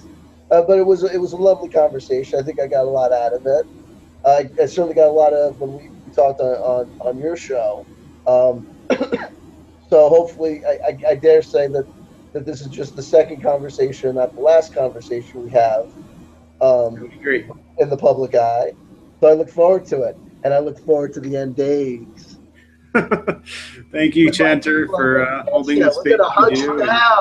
It's you clearly have a gifted mind, I and do. you know Listen, I'm you part of create the you 188,000, bitch, and we're coming at you guys. We got you there you outnumbered by go. There you 22,000, go. You know, and 44,000. I appreciate your irreverent sense of humor, I'm not being and irreverent. I'm telling you the truth and bold right out here, man. I'm telling you.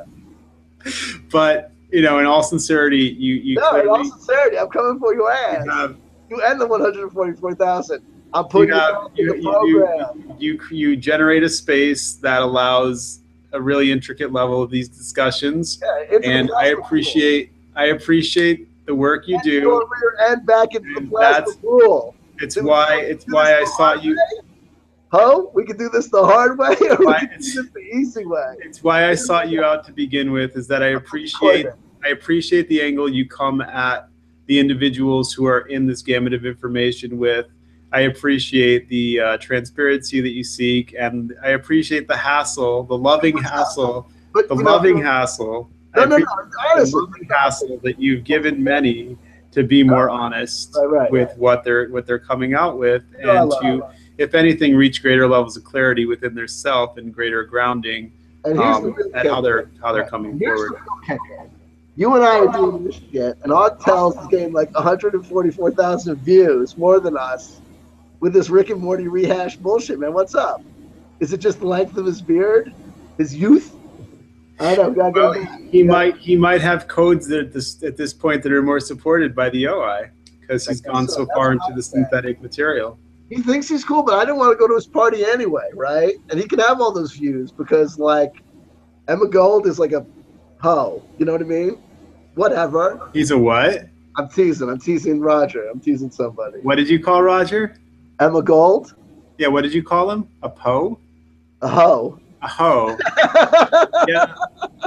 I don't know if I would use that word on Roger. I don't know if I would feel safe calling Roger that. But why not? Oh yeah. Roger is many things. I do not like Roger. Roger and I have had a couple interactions, and I am not his friend. I feel like he's really out of balance, and he believes way too much in the idea that he is balanced, and he's really off. So I have some real issues with how he entered the exact moment that he entered into my connection. When we first connected, it came in a really strange way, which tells me things. And he was introduced to me by Og, and he was introduced to me by Og in a very deceptive way that I'm not even sure was intentionally deceptive, but it was definitely a subconscious occurrence. So I'm really saying a really simple logistical thing, but the way it unfolded in my life back in May let me know some specific stuff going on there, and that's how I process things. So, not everyone's gonna get along. No, we're definitely not. And the more you understand what's actually going on here, the more you understand that's certainly I just want some of that long GDN money. I have no idea how many views they're getting or why they're getting that many views, but how many views on tells I can only stand on the fact. I can only stand on the fact of my loyalty to those who are close to me, and I know that I have 5 close friends who have been brutally harassed, like myself, by Og Tellez going into a lunatical tailspin on Facebook. As soon as you destabilize or bother Og in some way that he gets triggered, he will unload a novel, of unstable, terrible, nasty information into your Facebook inbox. And I have 5 close friends, and some of them who he's done this to in a brutal and torturous way, where he asserts himself over them by saying that he was their programmer and he did this to them. And it's disgusting what Og Tellez does, and he's very sick. And he almost injured his body because he's in a state that, in the DSM state we'd call mania. And, I've been to his house. I've been with him. I understand what he's doing. He sometimes doesn't even bother himself to go to the sink to get water. He's going to hurt himself. Basically I shook him out of that, by yelling at him quite a bit after he came at me like that. It put a few days later, he landed in the hospital with near renal failure. he's in a really bad way. He's psychologically preoccupied with the information that he's being drawn into by the OI so severely that he's constantly not taking care of his body. And in the amount of psych 101 projection that he's casting at really special individuals that I care about is just it's just nasty. And he really needs to ground and heal himself, because he has information that's very powerful. I'm just, I believe it's coming from a really synthetic and parasitic place, however accurate, however critical, however important and worth listening to and understanding. And, I'm not saying this from the middle of nowhere. Og spent, I don't know, somewhere in the vicinity of, hundreds of hours talking to me in a chat room we did together. So, I mean, we were very close, and I dissected him pretty thoroughly. And now I'm watching those who I'm close to, have these meltdowns when Og attacks the shit out of them in their inboxes. And I apologize. It's not you, it's me. I started that shit, and I should have remembered. It is what it is. Well, I made on the last occasion on which Og and I talked, before he blocked me and started a gossip ruse that I want to kill him, I made him a promise that I would destroy his reputation, because I believe he's hurting people by what he's doing, because his information is unstable. Okay. So I'm fulfilled. So it's nothing I haven't said directly to his face that I promised to do. Listen, I believe you may. I get it. That's just it's not a you rule, and I'm not saying you're wrong. I'm saying it's a me rule, and I'll just say, hey, it is what it is. The dude, I like the dude. He talks like an Alex Gray painting looks. It's just, you know what I mean? I'll go along with that. Look, honestly, CW, I love him. I love him. I care about him. I spent a long while, and so did another close friend, spend a long while reaching out, but it's just gotten really dangerous. That's all I'm saying. It's gotten really dangerous. I'm gonna arc on him. I'm gonna get into his little brain and go, jump. I'm gonna Rick and Morty his ass.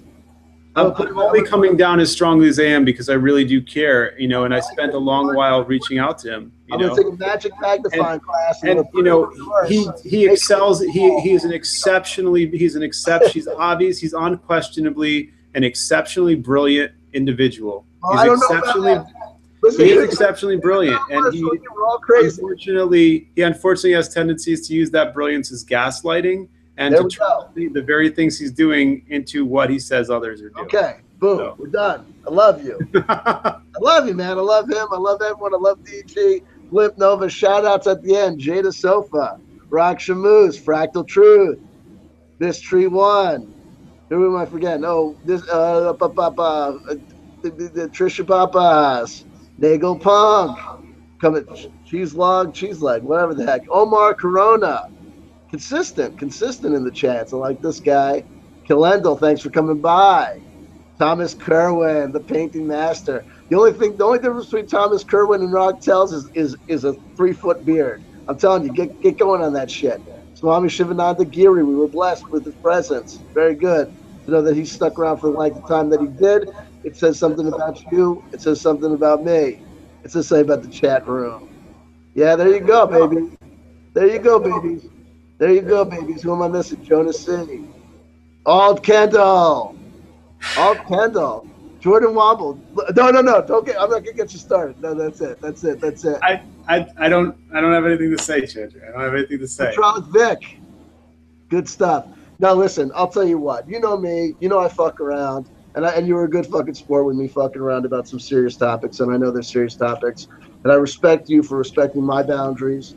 I respect you for coming out and being as transparent as you could be. You certainly didn't have step, bitch. I'll tell you that much. Honestly, you didn't have step. You came with your truth.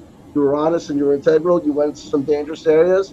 I led you there, asked you tough questions, and you answered. I don't think there's any question I think I asked you tonight that you waffled on or kind of fucked with or played safe with, and I respect you for that. My hat's off to you, even though some people might think you're a deleterious jerk off.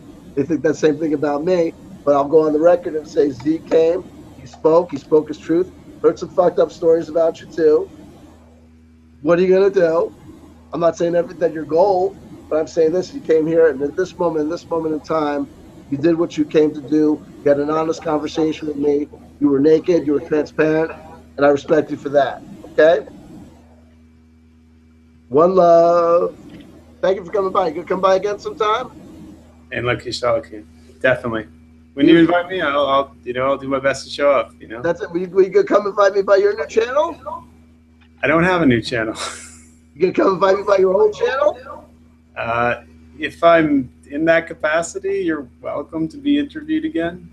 Yeah, but I'm not actively. I'm not actively doing a show. I did make a video, but it's not like I have a show. So. Well, if you decide to do another conversation, and the phone is the signal to say, "Let's go." I love you. Thank you for coming out. You're honest. Take care of yourself, okay? Take care of yourself, okay? As well. Whether you remember the 144,000 or not, okay? Take care of yourself, okay? I will. You too, and the rest of your family. No problem. Take care, everyone, for coming by in the chat. Thank you for coming. Hey, it is what it is. Two complicated dudes talking, telling a whole lot of truth. Their truth. It is what it is. Take it or leave it. One love. Be good, everybody. I love you. I love you. I really do. Bye-bye.